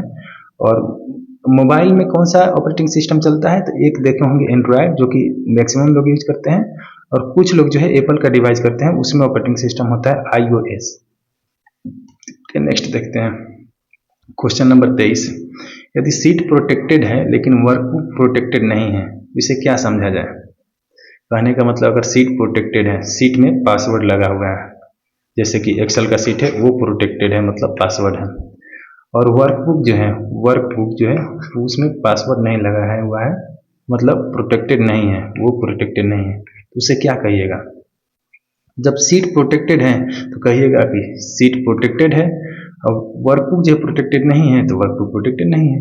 सिंपल क्वेश्चन में ही इसका आंसर था, तो ये इसका करेक्ट आंसर हो जाएगा। उम्मीद है कि आप समझ गए होंगे क्या कर सकते हैं प्रोटेक्टेड होने पे और क्या नहीं से कर सकते हैं, ये डिटेल हमने मेंशन कर दिया। क्वेश्चन नंबर 24, वर्कशीट पर दिखाई देने वाला वर्टिकल और हॉरिजॉन्टल रेखाएं जो सेल्स को अलग करती हैं उन्हें क्या कहते हैं? देखिए वर्कशीट पे जो देखिए यहाँ पे एक ध्यान देखिएगा, यहाँ पे रेखाएं के बारे में बात हो रहा है। क्वेश्चन पढ़िएगा, वर्कशीट पर दिखाई देने वाले वर्टिकल और हॉरिजॉन्टल रेखाएं जो सेल्स को अलग करती हैं उन्हें क्या कहते हैं? तो जब भी रेखाएं बोलेगा, जैसे कि देखिए ये हॉरिजॉन्टल रेखा हो गया और ये वर्टिकल रेखा हो गया, ओके। देखिए और जो एक होता है इसमें जो कोई एक बॉक्स उठा लीजिए तो उसे जो है सेल बोला जाता है। तो बोल रहा है कि जो ये रेखाएं होती हैं हॉरिजॉन्टल या वर्टिकल, ये रेखाएं जो सेल को अलग करती हैं, सेल अलग अलग सेल बनाती है, उन रेखाओं को क्या बोलते हैं? देखिए इन रेखाओं को ग्रिड लाइंस बोला जाता है। ये देखिए ये रेखा है, ये सभी रेखाएं से बना है, इसलिए लाइंस रेखा ग्रिड लाइंस ऐसे याद कर लीजिएगा, ग्रिड लाइंस आंसर हो जाएगा। ओके ये हमने सभी जानकारी जो है मेंशन कर दिया है। सेल क्या होता है, टेबल क्या होता है, रो क्या होता है ये भी बता दिया। टेबल मतलब जो सभी को कंबाइन बोलिएगा तो टेबल हो जाएगा, जिसमें रो और कॉलम होता है। नेक्स्ट बढ़ते हैं, क्वेश्चन नंबर 25, वह प्रक्रिया जिसमें यूआरएल को संशोधित या फिर मानकीकृत मतलब स्टैंडर्डाइज्ड किया जाता है क्या कहलाती है? तो इसका जो करेक्ट आंसर हो जाएगा यूआरएल नॉर्मलाइजेशन। यूआरएल मतलब क्या होता है, इसका फुल फॉर्म होता है, लिख लीजिएगा काम आता है, पूछता है कभी कभी, uniform resource locator. Uniform resource locator जो है इसका फुल फॉर्म होता है, और इसी को संशोधित मतलब एडिट करना या फिर मानकीकृत स्टैंडर्डाइज करना, ये कहलाता है यूआरएल नॉर्मलाइजेशन। यूआरएल नॉर्मलाइजेशन क्या है इसे समझ लीजिए। जब दो यूआरएल मतलब जब दो लिंक दिखने में अलग होते हैं लेकिन असल में एक ही कंटेंट को दिखाते हैं, तब उन्हें एक फॉर्मेट में लाया जाता है और इस प्रक्रिया को कहा जाता है यूआरएल नॉर्मलाइजेशन। उदाहरण के लिए देखिए यहाँ पे example.com है, ओके, https example.com, और यहाँ पे देखिए example.com पेज है, ओके। और देखिए यहाँ पे example.com है और यहाँ पे example.com के बाद स्लैश है, लेकिन ये दोनों का काम क्या है, एक ही पेज खुलेगा, ये सब एक ही पेज मतलब होम पेज पे ले जाएगा। और यहाँ पे देखिए ये भी example.com पेज है और यहाँ पे .com/पेज, ये साइन फिर reference is equal to home, ये सब फिर भी आपको कहाँ डेस्टिनेशन क्या है, इसका भी डेस्टिनेशन ये होम पर ही ले जाएगा और ये भी होम पर ही ले जाएगा, ठीक है। इसी को बोला जाता है यूआरएल को नॉर्मलाइज करना, ओके। यहाँ पे क्या है जो है अलग अलग दिखने में अलग अलग होते हैं लेकिन कंटेंट एक ही दिखाते हैं और उन्हें एक फॉर्मेट में लाया जाता है, इसी को कहा जाता है यूआरएल नॉर्मलाइजेशन। नेक्स्ट है क्वेश्चन नंबर 26, एमएस एक्सेल 2019 में सेल की सामग्री के अनुसार रो हाइट को एडजस्ट करने के लिए किस कमांड का प्रयोग किया जाता है? किस कमांड का प्रयोग किया जाता है रो हाइट को एडजस्ट करने के लिए? यहाँ पे जो करेक्ट आंसर हो जाएगा ऑटो फिट रो हाइट हो जाएगा। इसका ध्यान से पढ़िएगा, तो यहाँ पे देखिए बताया गया है कि रो हाइट को ऑटो एडजस्ट करने के लिए मतलब खुद से एडजस्ट करने के लिए क्या कीजिएगा, तो यहाँ पे ऑटो फिट रो हाइट यहाँ पे ऑटोमेटिक एडजस्ट के लिए किया जाता है। और ऑप्शन में देखिएगा तो एक ही जगह पे यहाँ पे ऑटो फिट यहाँ पे ऑप्शन में है, उस हिसाब से भी ये आंसर टिक आप कर सकते हैं। कॉन्सेप्ट क्लैरिफिकेशन हमने दे दिया है यहाँ पे। देखिए ऑटो फिट क्या करता है कि यह एक्सेल की ऐसा सुविधा है जो रो की हाइट को सेल कंटेंट के अनुसार ऑटो एडजस्ट कर लेता है। जैसे कि मान लीजिए यहाँ पे आपने कुछ सेल बनाया है ऐसे करके आप यहाँ पे लिखते जा रहे हैं और आपको लगा कि आप नीचे भी बढ़ रहे हैं, तो ये जो ये रोल है वो नीचे शिफ्ट हो जाएगा ताकि आपका कंटेंट जो है आसानी से उस सेल में ही बना रहे। तो इसे ही बोला जाता है रो की हाइट को एडजस्ट होना, ऑटो अपने से खुद से एडजस्ट होना। तो ऑटो फिट राइट हाइट ये कहाँ होता है? देखिए सिलेक्ट रो, राइट क्लिक कीजिएगा, रो हाइट में जाइएगा और ऑटो फिट रो हाइट वाला ऑप्शन सेलेक्ट कर लीजिएगा। दूसरा ऑप्शन है होम टैब में जाने के बाद फॉर्मेट जाकर auto fit row height select कर सकते हैं। कहाँ पे मिलेगा? देखिए सेल पे जाने के बाद ऑटो फिट रो हाइट वाला ऑप्शन यहाँ पे देखने को मिल जाएगा। स्टेप बता दिए हैं, यहाँ दो, फिर यहाँ से दूसरा तीसरा ऑप्शन जाइएगा सेल में, चौथा में फॉर्मेट और यहाँ पे finally auto fit row height select कर सकते हैं। Okay, question number 27। नीचे दिए गए में कौन सा व्यू MS पावर पॉइंट में प्रेजेंटर के लिए नोट्स जोड़ने की सुविधा देता है? तो नोट्स जोड़ने की जो सुविधा देता है वो नोट्स पेज ही देगा। देखिए एक चीज हमने देखा इस क्वेश्चन, बहुत सारा इसमें जो क्वेश्चंस है,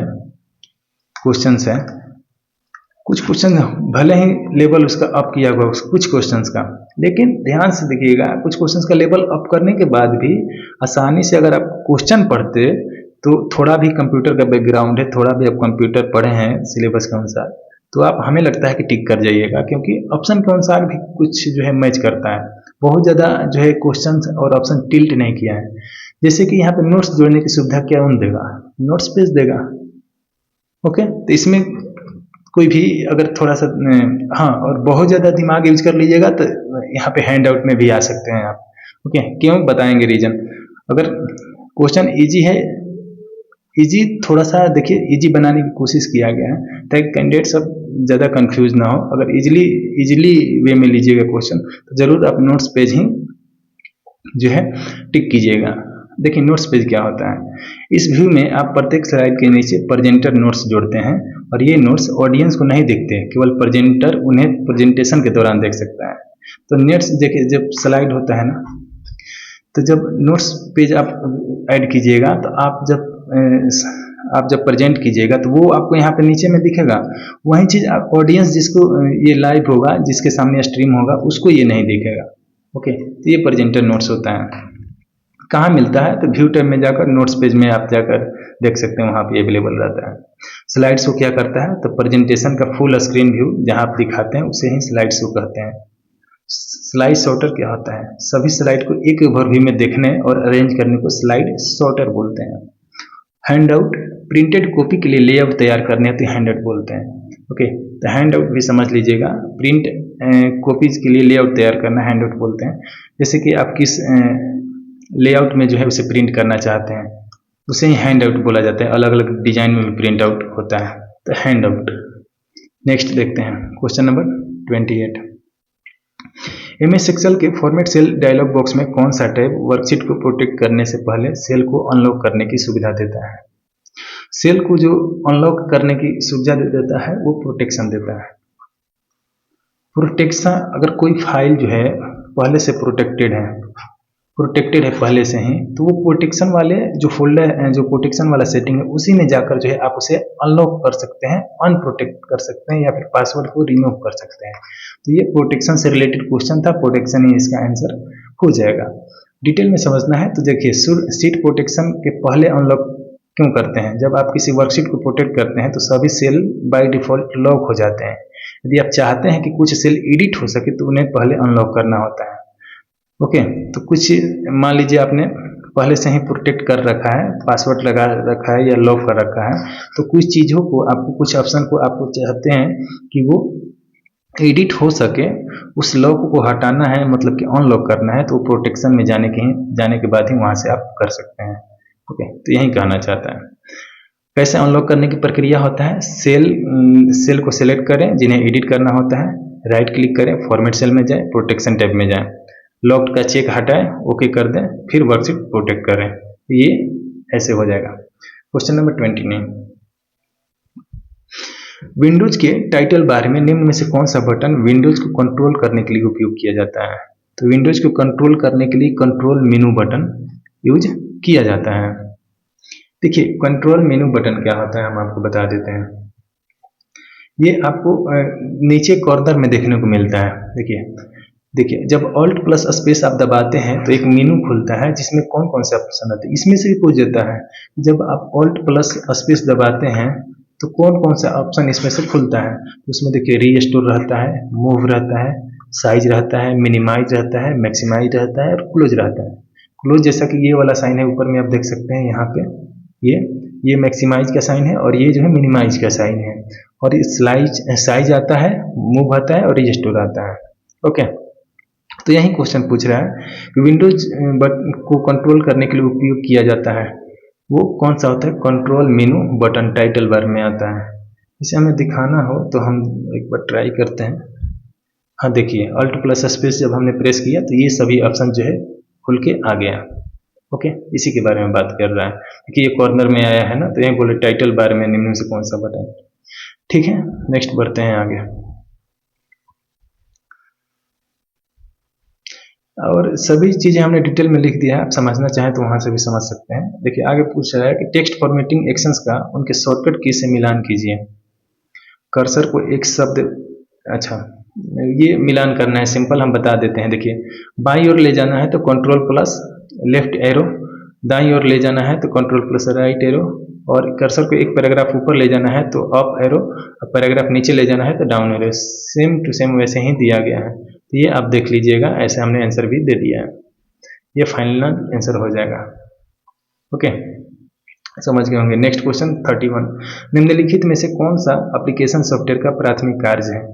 तो हार्डवेयर को प्रोटेक्ट करना ऑप्शन ए में है, बी में है कंप्यूटर हार्डवेयर रिसोर्सेज के मैनेज करना, ओके, और सी में है गेमिंग या वीडियो को एडिट करने जैसे विशेष कार्य करना।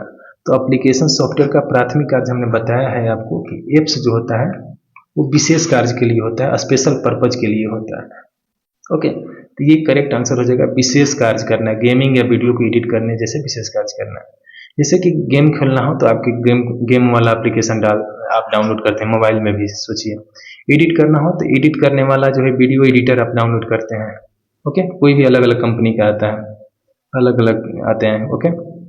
ओके, जैसे आपको म्यूजिक सुनना है तो आप क्या कीजिएगा, यूट्यूब म्यूजिक या अलग अलग जो आता है वो एप्लीकेशन आप डाउनलोड करते हैं। ओके, और जैसे जियो सावन हो गया, ये सभी अलग अलग जो सॉफ्टवेयर होते हैं उन्हें स्पेशल पर्पज़ के लिए बनाया जाता है, जिसे एप्स बोला जाता है। ये सभी चीज़ें हमने समझा दिया है, ये एग्जांपल हमने दे दिया है। हाँ, स्प्रेडशीट के लिए आप एक्सेल सॉफ्टवेयर, वर्ड प्रोसेसिंग के लिए MS वर्ड, वीडियो एडिटिंग के लिए फिल्मोरा, एडोब प्रीमियर, ये सभी, गेमिंग के लिए PUBG और GTA खेलते हैं आप, ये सभी हैं। नेक्स्ट देखते हैं, देखिए हाइपर टेस्ट ट्रांसफर प्रोटोकॉल और हाइपर टेस्ट ट्रांसफर प्रोटोकॉल इस के बीच मुख्य अंतर क्या है? तो HTTP और HTTPS के बीच में मुख्य अंतर क्या होता है, ये क्वेश्चन पूछा गया है। यहाँ पे ध्यान रखिएगा, HTTP का मतलब होता है हाइपर टेक्स्ट ट्रांसफर प्रोटोकॉल। यहाँ पे हमने शायद लिखा था, देख लेते हैं। हाँ लिखे हैं, देखिए हाइपर टेक्स्ट ट्रांसफर प्रोटोकॉल, लेकिन जब HTTPS लग जाएगा तो इस का मतलब होता है सिक्योर, इसका मतलब सिक्योर, और ये दिखाता है कि जिस वेबसाइट पे आप जा रहे हैं वो वेबसाइट सिक्योर है। कुछ भी अपना पर्सनल इन्फॉर्मेशन आप दीजिएगा वहाँ पे, तो वहाँ पे आपका पर्सनल इन्फॉर्मेशन लीक होने का या फिर चोरी होने का खतरा नहीं रहता है। तो यहाँ पे ये सिक्योर को डिनोट करता है। तो देखिए ऑप्शन में जो HTTPS डाटा ट्रांसमिशन को सुरक्षित करने के लिए इनक्रिप्शन का उपयोग करता है, जबकि HTTP ऐसा नहीं करता है। देखिए HTTPS क्या करता है, डाटा ट्रांसमिशन को सुरक्षित रखने के लिए इनक्रिप्शन मतलब होता है एक तरह का कोडिंग कर देना।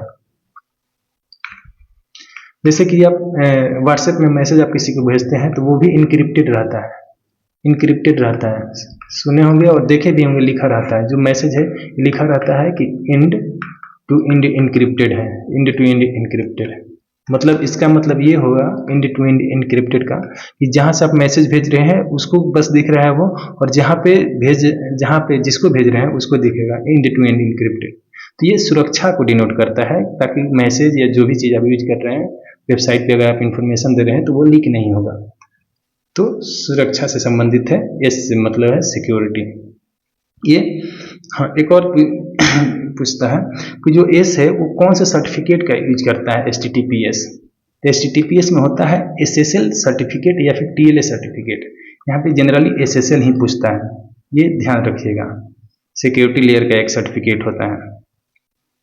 ओके, और आपको बोला जाता है, अब कभी सुने होंगे कि आप जब वेबसाइट पे विजिट कर लें तो आप कुछ भी वहाँ पे डिटेल ला रहे हैं तो देख लें कि HTTPS है कि नहीं। अगर HTTP खाली है तो उस पर कुछ भी इन्फॉर्मेशन नहीं देने के लिए आपको हिदायत दी जाती है, जैसे कि बैंकिंग डिटेल या फिर आपके डेबिट कार्ड का डिटेल या क्रेडिट कार्ड का डिटेल। नेक्स्ट देखते हैं क्वेश्चन नंबर 33। MS वर्ड में निम्नलिखित में से कौन सा एलिमेंट सामान्यतः उपयोग किए जाने वाले मेनू, बटन और टूल तक आसान पहुंच प्रदान करता है? तो जो इसका देखिए यहाँ पे जो करेक्ट आंसर हो जाएगा इसका टास्क पेन हो जाएगा। हमने ये फिगर भी यहाँ पे आपको जो है लगा दिया है। क्वेश्चन कर रहा था कि एलिमेंट सामान्यतः उपयोग किए जाने वाले मेनू, बटन और टूल तक आसान पहुंच प्रदान कौन करता है? वो टास्क पेन जो है आसानी से पहुंच प्रदान करता है। इसका शॉर्टकट होता है Ctrl+F1। ओके। देखिए MS वर्ड 2003 में टूल बार एक ऐसा ग्राफिकल इंटरफेस होता था जिसमें छोटी छोटी बटन और आइकन होती थे। ये बटन वर्ड की मुख्य डॉक्यूमेंट कमांड्स को एक क्लिक में एक्सेसिबल बनाती थी, जैसे save, open, print, font style, bold, italic, underline, align, left, right, centre इत्यादि। ये सभी ऑप्शन जो है उसमें टास्क पेन में अवेलेबल होता था। इसे हम आज के रिबन के पहले का रूप कह सकते हैं। तो अभी क्या है, इसे रिबन से रिप्लेस कर दिया गया है, लेकिन पहले 2003 में ये टास्क पेन होता था। एक और ये बात है, ये क्वेश्चन आपके एग्जामिनेशन में पूछे जाने के चांसेस कम है, क्योंकि यहाँ पे BSPSL में वो माइक्रोसॉफ्ट ऑफिस के 2019 वाला वर्जन या फिर 2021 वाला वर्जन या फिर हो सकता है कि 2024 वाला वर्जन से ये क्वेश्चन पूछेगा। इससे ऊपर के क्वेश्चन नहीं पूछा है, पिछला बार ऐसे ही किया था। ओके, लेटेस्ट वाले से कोशिश करता है वो पूछने का। नेक्स्ट देखते हैं क्वेश्चन नंबर 34। MS एक्सेल में एक्टिव सेल के चारों ओर किस रंग की मोटी सीमा थिक बॉर्डर दिखाई देती है? देखिए, जब देखिए ये सेल हो गया ना, ये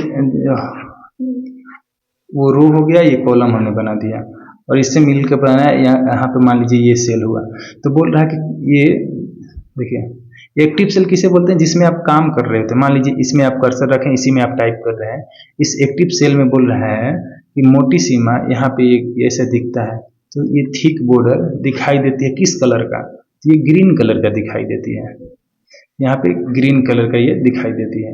एक्टिव सेल में हमने बता दिया है कि ये जिस सेल में आप काम कर रहे होते हैं वो एक्टिव सेल होता है, और इसमें चारों ओर एक मोटी हरी बॉर्डर, ग्रीन बॉर्डर होती है, जिससे पता चलता है कि आप उस सेल में अभी काम कर रहे हैं।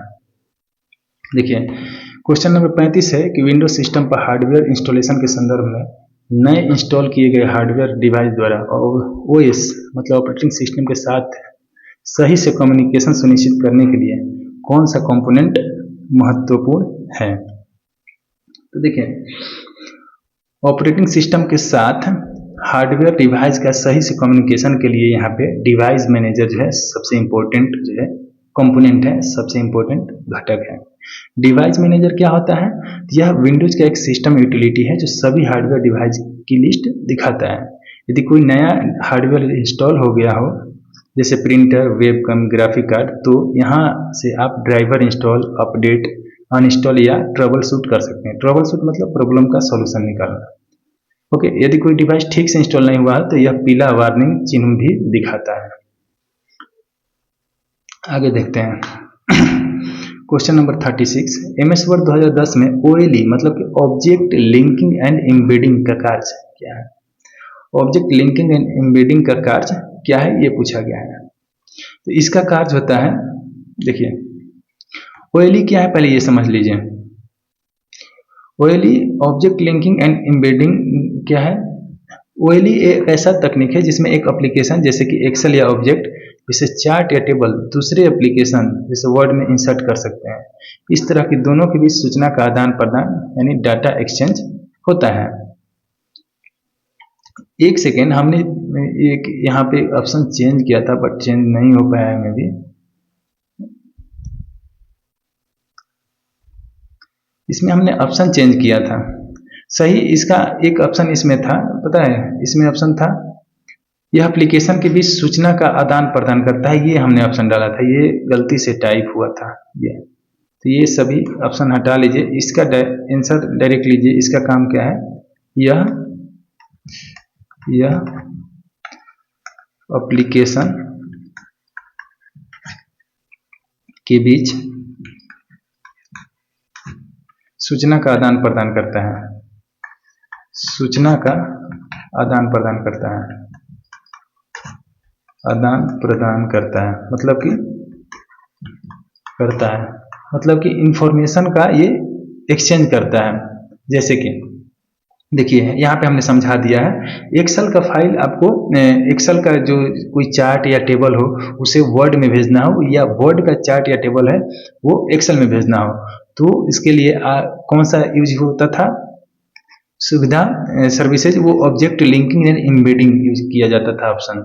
इसमें और भी कुछ ऑप्शन दिया था, और इसका जो करेक्ट आंसर यही होगा, यह एप्लीकेशन की भी सूचना का आदान प्रदान करता है। ओके, इसमें ऑप्शन था यह केवल एप्लीकेशन को सूचना भेजता है, यह केवल एप्लीकेशन से सूचना प्राप्त करता है, यह एप्लीकेशन की भी सूचना को डिलीट करता है, ये सभी ऑप्शन था। लेकिन करेक्ट आंसर ये होगा, ऑप्शन नंबर डी में ये दिया गया था। ओके, यहाँ पे हमने मेंशन किया था, नीचे जाइएगा। हाँ देखिए, ये सभी ऑप्शन गलत वाला ऑप्शन है, सही वाला हमने बता दिया आपको। नीचे देखते हैं, किस प्रकार इंटरनेट कनेक्शन मौसम की स्थिति में प्रभावित होकर सबसे अधिक समस्या उत्पन्न कर सकता है। इनमें से कौन सा इंटरनेट कनेक्शन मौसम से सबसे ज़्यादा प्रभावित होता है? तो जो सैटेलाइट इंटरनेट कनेक्शन है ना, वो मौसम से प्रभावित होता है। देखिए, यह इंटरनेट सेवा सैटेलाइट कैसे काम करता है ये बता देते हैं। सैटेलाइट के माध्यम से दी जाती है। डिश एंटीना डाटा को स्पेस में 35,000 किलोमीटर दूर स्थित सैटेलाइट से भेजती है, जो कि जियो स्टेशनरी सैटेलाइट होती है। ओके, भूस्थैतिक भू कक्षीय सैटेलाइट करके बोला जाता है इसको।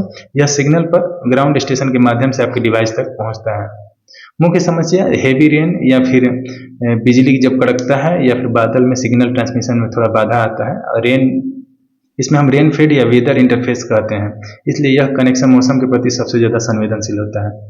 तो ये अच्छा, इन सब के बारे में भी हमने बता दिया है। फाइबर ऑप्टिक क्या है, तो ये लाइट सिग्नल के जरिए चलता है। डीएसएल क्या है, इसका फुल फॉर्म पूछता है, डिजिटल सब्सक्राइबर लाइन होता है, ये टेलीफोन लाइन से चलता है। और केबल इंटरनेट, ये केबल टीवी लाइन से चलता है। इसमें कोएक्सियल केबल हमने आपको अभी पढ़ाया, कोएक्सियल केबल इसमें यूज होता है। नेक्स्ट देखते हैं, और 30 क्वेश्चन नंबर है, एमएस वर्ड में डॉक्यूमेंट प्रॉपर्टीज का क्या उद्देश्य होता है। तो डॉक्यूमेंट प्रॉपर्टीज का काम होता है किसी डॉक्यूमेंट की जानकारी देखना। किसी डॉक्यूमेंट का प्रॉपर्टीज आप क्यों देखते हैं, उसके डॉक्यूमेंट के इन्फॉर्मेशन लेने के लिए, कि वो डॉक्यूमेंट जो है कितना साइज है उसका, कितना जीबी, एमबी या केबी में है, उस डॉक्यूमेंट का नाम क्या है, और भी इंफॉर्मेशन, कौन से टाइप का है, वो पीडीएफ है कि जेपीजी है या फिर किस तरह का डॉक्यूमेंट है, ये इंफॉर्मेशन लेने के लिए। उसमें देखिए, इसमें क्या, इसमें मेटा डाटा जुड़ी होती है, मतलब कि जो अंदर की डाटा होती है उसे मेटा डाटा बोलते हैं, अलग अलग प्रकार के। इसमें टाइटल देख सकते हैं, author, subject, keyword, word count, last modified date, company name, category, ये सभी देख सकते हैं। ओके, नेक्स्ट क्वेश्चन नंबर 39 है, डिफॉल्ट रूप से एमएस एक्सेल 2010 में कितनी वर्कशीट होती है। ये 2010 जो माइक्रोसॉफ्ट ऑफिस 2010 होता था उसके बारे में बोल रहा है कि कितने वर्कशीट होती थी डिफॉल्ट रूप से। तो देखिए, अभी क्या है कि एमएस एक्सेल में एक ही सीट दिखता है आपको, सीट 1 दिखता है डिफॉल्ट रूप से, लेकिन माइक्रोसॉफ्ट 2010 में 3 वर्कशीट जो है दिखता था, 3 सीट दिखता था। ये हमने मेंशन कर दिया, सीट 1, सीट 2 और सीट 3 दिखता था 2010 में। और 2013 और इसके बाद वाले में अभी और फिलहाल में भी एक ही दिखता है। सॉरी, ये 2010 में 3 है, और अभी देखिए अभी के वर्जन में 1 कर दिया गया है, ये ध्यान रखिएगा। 2013 और उसके बाद में एक्सेल सीट में एक ही डिफ़ॉल्ट सीट रहता है, आप बढ़ा सकते हैं उसमें, और जब सीट की जितना ज़रूरत रहता है उतना बढ़ाते जाइएगा, वो बढ़ते जाएगा, लेकिन दिखता एक ही है डिफ़ॉल्ट रूप से। 2010 वाले में क्या 3 दिखता था, 13 के बाद में 1 कर दिया गया, 13 और उसके बाद। देखिए, एक टेम्पलेट से नया एमएस पावर पॉइंट प्रेजेंटेशन बनाते समय निम्नलिखित में से कौन सा विकल्प मान्य नहीं है। इसका देखिए, तो जब आप पीपीटी बनाते हैं ना, पीपीटी पावर पॉइंट में टेम्पलेट बनाते हैं, तो उसमें माई टेम्पलेट रहता है, सैम्पल टेम्पलेट रहता है, office.com टेम्पलेट रहता है, लेकिन ऑन टेम्पलेट टाइप का कोई भी प्रकार यहाँ पे नहीं होता, इसलिए यही करेक्ट आंसर हो जाएगा। नहीं पूछ रहा है इसलिए। ओके, ये सभी चीज़ें हमने बता दिया है, पढ़ सकते हैं। क्वेश्चन नंबर 41 है, वर्तमान वेबसाइट को बुक मार्क करने के लिए क्रोम ब्राउजर में निम्नलिखित में से कौन सा आइकन चुना जाता है। देखिए, बुक मार्क मतलब किसी चीज़ को इम्पोर्टेंट मार्क करना। ओके, इम्पोर्टेंट मार्क करना, जैसे कि यही वेबसाइट, ये पीडीएफ हमने खोला, यहाँ पे देखिए बुक मार्क का ये सिंबल दिख रहा है ना, ये स्टार मार्क, तो इसी को बुक मार्क कहते हैं। यहाँ पे कुछ वेबसाइट खोलिएगा, देखिए जैसे कि ये हमारे चैनल का लिंक खुला हुआ है, ये फिर से ये ओपन होने लगा, अभी हम लोग पढ़ते हैं। तो वो बुक मार्क आप यहाँ से कर सकते हैं। तो ये स्टार का सिंबल जो है होता है। देखिए इसका फुल फॉर्म भी पूछ लेता है, तो कंट्रोल प्लस आप डी होता है, may be control plus D होता है यहाँ पे ब्राउजर में बुक मार्क करने के लिए, ये भी ध्यान रखिएगा। हाँ यहाँ पे देख लीजिए, कंट्रोल प्लस डी दबाने से स्टार बुक मार्क डायलॉग खुल जाता है। ओके, किसी जो इम्पोर्टेंट लिंक है उसको आप सेव करने के लिए बुक मार्क करते हैं वेबसाइट पे। यहाँ पे देखिए आगे देखते हैं हम लोग। MS वर्ड 2016 में मेल मर्ज के पहले स्टेप में select document type two create के अंतर्गत कितने रेडियो बटन होते हैं? क्या देखें, मेल मर्ज के पहले स्टेप में कितने जो है यहाँ पे रेडियो बटन देखते हैं? इसका जो करेक्ट आंसर हो जाएगा ना, ये 5 हो जाएगा। देखिए हमने आपको ये MS वर्ड में दिखाया था, फिर से हम दिखा देते हैं। मेल मर्ज से बहुत सारे क्वेश्चन इसमें पूछा गया। यहाँ पे मेलिंग वाले ऑप्शन में गए, फिर यहाँ से मर्ज स्टार्ट मेल मर्ज, फिर ये मेल मर्ज विजार्ड, और एक सेकेंड, हाँ, और यहाँ से पूछ रहा है स्टेप 1 में पूछा है ना, स्टेप 1 में आते हैं हम लोग। देखिए यहाँ पे 5 ऑप्शन दिखाता है, मेल मर्ज के पहले वाले स्टेप में 5 ऑप्शन इसी के बारे में पूछ रहे हैं। जैसे कि यहाँ पे लेटर हो गया, letter, email, message, envelope, label और डायरेक्टरी, इसके बारे में पूछ रहे हैं। क्वेश्चन फिर से समझ लीजिए एक बार। कल मेल मर्ज के पहले स्टेप में select document type two create के अंतर्गत कितने रेडियो बटन होते हैं? तो 5 होते हैं। कौन कौन, ये हमने बता दिया। देखिए यहाँ पे ये हमने यहाँ पर भी लिख दिया, letter, email, message, envelope, label और डायरेक्टरी, ये सभी 5 होते हैं। ये 5 रेडियो बटन इसे जो है हम लोग कहते हैं। इनमें से किसी को एक को सिलेक्ट करना होता है आपको। क्वेश्चन नंबर 43 है कि MS एक्सेल में इज नंबर फंक्शन किस कैटेगरी से संबंधित है? देखिए इज नंबर मतलब क्या लग रहा है आपको? इज शुरू में क्यों क्वेश्चन मार्क के लिए यूज किया जाता है? इज नंबर, क्या यह नंबर है? तो कोई भी टेक्स्ट मतलब कोई भी लिखा हुआ चीज वो नंबर है कि नहीं? नंबर मतलब 0, 1, 2, 3 ऐसा कुछ, वो नंबर है कि नहीं उसको फाइंड करने के लिए यहाँ पे इज नंबर फंक्शन का यूज किया जाता है। ओके, तो ये बोला किस कैटेगरी से संबंधित है। तो इज नंबर ये क्या बता रहा है आपको? इसके बारे में सूचना बता रहा है, इंफॉर्मेशन बता रहा है। ये प्रकार का इंफॉर्मेशन फंक्शन हो जाएगा। तो इज नंबर फंक्शन क्या है? तो ये इंफॉर्मेशन फंक्शन है। ओके, देखिए सिंटेक्स इसका होता है इज नंबर वैल्यू। ओके, ये चेक करता है कि दिया गया वैल्यू नंबर है या नहीं। अगर नंबर है तो ट्रू रिजल्ट आएगा, नहीं है तो फॉल्स रिजल्ट आएगा। ओके, देखिए इंफॉर्मेशन फंक्शन कैटेगरी के अंतर्गत यह आता है क्योंकि इसका काम जानकारी देना है कि वैल्यू न्यूमेरिक है या नहीं, इसलिए ये इंफॉर्मेशन फंक्शन के अंदर आता है। और भी अलग अलग तरह के फंक्शन है, जैसे कि मैथ एंड ट्रिग्नोमेट्री फंक्शन। कौन कौन होते हैं? इनका काम होता है गणितीय कार्य, जैसे सम और साइन और कॉस, ये सभी क्या है? Math and trigonometry function. वैसे ही स्टैटिस्टिकल फंक्शन होते हैं काउंट, एवरेज और मीडियन आदि। Okay, financial function EMI, interest आदि फंक्शन जो होते हैं फाइनेंशियल फंक्शन के अंदर आते हैं। और इज नंबर क्या है? इंफॉर्मेशन देता है, इसलिए इंफॉर्मेशन फंक्शन। क्वेश्चन नंबर 44 कह रहा है कि एक्सेल वर्कशीट में कॉपी पेस्ट करते समय पेस्ट स्पेशल के अंतर्गत निम्न में से कौन सा विकल्प नहीं आता है?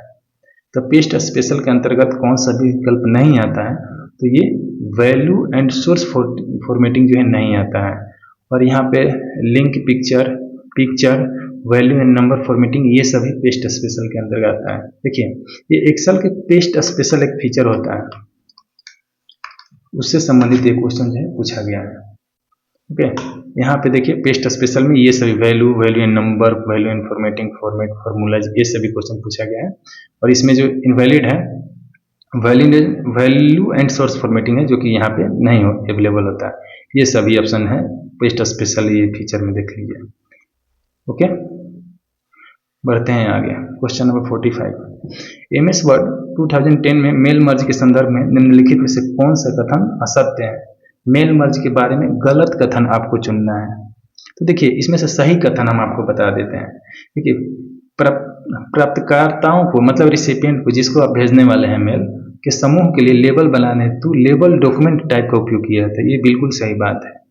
अगर रेसिपिएंट के समूह के लिए आप लेबल बना रहे हैं तो लेबल डॉक्यूमेंट टाइप आप यूज कीजिएगा। दूसरा बोल रहा है रेसिपिएंट के समूह के लिए व्यक्तिगत ईमेल संदेश बनाने हेतु इनवेलप डॉक्यूमेंट टाइप का उपयोग किया जाता है, जो कि ये बिल्कुल गलत है। इसीलिए इसका करेक्ट आंसर ऑप्शन नंबर 2 हो जाएगा। इसका डिटेल हमने जो है समझा दिया है। Question number 46, Windows XP operating system के निम्न में से कौन से एक प्राथमिक विशेषता नहीं है? तो ऑपरेटिंग सिस्टम में इसमें से क्या नहीं है? तो देखिए, विंडोज एक्सपी जो ऑपरेटिंग सिस्टम है उसमें MS ऑफिस जो है नहीं था। जब विंडोज एक्सपी ऑपरेटिंग सिस्टम आया था ना, उसमें MS ऑफिस इनबिल्ट नहीं रहता था। इनबिल्ट नहीं रहता था, आपको डलवाना पड़ता था उसमें से। ओके, तो ये आप ध्यान रखिएगा। देखिए, यह OS का हिस्सा नहीं है, एक अलग सॉफ्टवेयर सूट है। अच्छा, ऐसे भी आप देख सकते हैं, इसमें से कौन सी विशेषता नहीं है ये पूछ रहा है ना, तो टास्क मैनेजर तो सभी विंडोज ऑपरेटिंग सिस्टम में होता है, कंट्रोल पैनल होता है और स्टार्ट मेनू होता है, जैसे कि ये शुरू में स्टार्ट मेनू है। ओके, देखिए यहाँ पे हम पेन ले जा रहे हैं तो स्टार्ट लिख रहा है।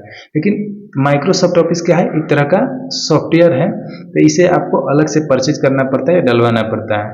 अगर आप लैपटॉप अभी लेते हैं तो ये क्या है, इनबिल्ट भी आता है डला हुआ, और उसका चार्जेज आपके लैपटॉप में ही वो रहता है, इंक्लूड रहता है।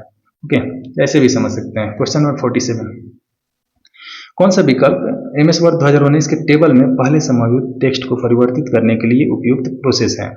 इसका जो करेक्ट आंसर हो जाएगा ऑप्शन नंबर 3 होगा। टेक्स्ट को सिलेक्ट करें और फिर इंसर्ट टेबल विकल्प में जाए और कन्वर्ट टेक्स्ट टू टेबल चुनें। ये इसका करेक्ट आंसर हो जाएगा। ये डिटेल हमने दे दिया है। क्वेश्चन नंबर 48, MS वर्ड में मेल मर्ज प्रक्रिया का निम्न में से कौन सा कंपोनेंट आवश्यक है? मेल मर्ज प्रक्रिया का कौन सा जो है एक मेन इसमें से कंपोनेंट घटक आवश्यक है? इसका करेक्ट आंसर ऑप्शन नंबर 2 हो जाएगा। एक मेन डॉक्यूमेंट, एक डाटा सोर्स और मर्ज फील्ड। मेल मर्ज अगर आप करना चाहते हैं तो उसमें आपको मेन डॉक्यूमेंट चाहिए, जैसे कि एक्सेल हो गया या MS वर्ड का कोई भी डॉक्यूमेंट हो गया। डाटा सोर्स चाहिए, डाटा सोर्स आप कहाँ से ले रहे हैं, किसी MS एक्सेल के फाइल से ले रहे हैं या MS वर्ड के फाइल से ले रहे हैं, वहाँ से ले सकते हैं। और मर्ज फील्ड चाहिए। ये सभी आपको 3 अनिवार्य जो घटक हैं, तो ये करेक्ट आंसर हो जाएगा। नेक्स्ट देखते हैं। देखिए, ये सभी मेंशन कौन जरूरी है कौन जरूरी नहीं है, तो इसीलिए करेक्ट आंसर ऑप्शन नंबर 2 होगा। 49, विंडोज 10 में फाइल एक्सप्लोरर के सर्च टैब के रिफाइन ग्रुप में निम्न में से कौन सा विकल्प जो है उपलब्ध नहीं है? फाइल एक्सप्लोरर अगर विंडोज 10 में आप यूज कर रहे हैं तो रिफाइन ग्रुप मतलब किसी चीज़ को फिल्टर करने के लिए कौन सा जो है ऑप्शन अवेलेबल नहीं है? तो यहाँ से देखिए, ऑप्शन देखिएगा तो आपको समझ में आएगा। आप कुछ चीज़ सॉर्ट करते हैं, मतलब सजाते हैं, देखे होंगे फाइल में, तो आप उसे साइज के हिसाब से सजा देते हैं, डेट मोडिफाइड के हिसाब से सजाते हैं और टाइप के हिसाब से सजाते हैं। फोल्डर के हिसाब से सजाने का ऑप्शन नहीं होता, या फिल्टर करने का ऑप्शन नहीं होता है, फिल्टर करने का ऑप्शन नहीं होता है, या रिफाइन करने का ऑप्शन नहीं होता है। इसलिए करेक्ट आंसर फोल्डर हो जाएगा। ये सभी चीज़ें हमने मेंशन कर दिया है। ओके, इसलिए फोल्डर जो है करेक्ट आंसर इसका हो जाएगा। टाइप, डेट मोडिफाइड और साइज ये रिफाइन ग्रुप में उपलब्ध रहता है। साइज के काम में फाइल साइज के अनुसार फिल्टर कीजिएगा, समय के अनुसार डेट मोडिफाइड, और वर्ड, इमेज, एक्सेट्रा ये फाइल का टाइप होता है। क्वेश्चन नंबर 50, MS एक्सेल 2010 में निम्नलिखित में से किस विकल्प का उपयोग आपके चुने हुए फॉन्ट के आधार पर वर्ण का आकार, कैरेक्टर साइज समायोजित करने के लिए किया जाता है? जो इसका करेक्ट आंसर हो जाएगा ऑप्शन नंबर बी हो जाएगा, फॉन्ट साइज। ध्यान से देखिएगा, ये फॉन्ट साइज सिंपल क्वेश्चन पूछ रहा है कि वर्ण का मतलब फॉन्ट का आकार समायोजित करने के लिए कौन सा ऑप्शन यूज कीजिएगा, तो फॉन्ट साइज का ऑप्शन यूज कीजिएगा, सिंपल है।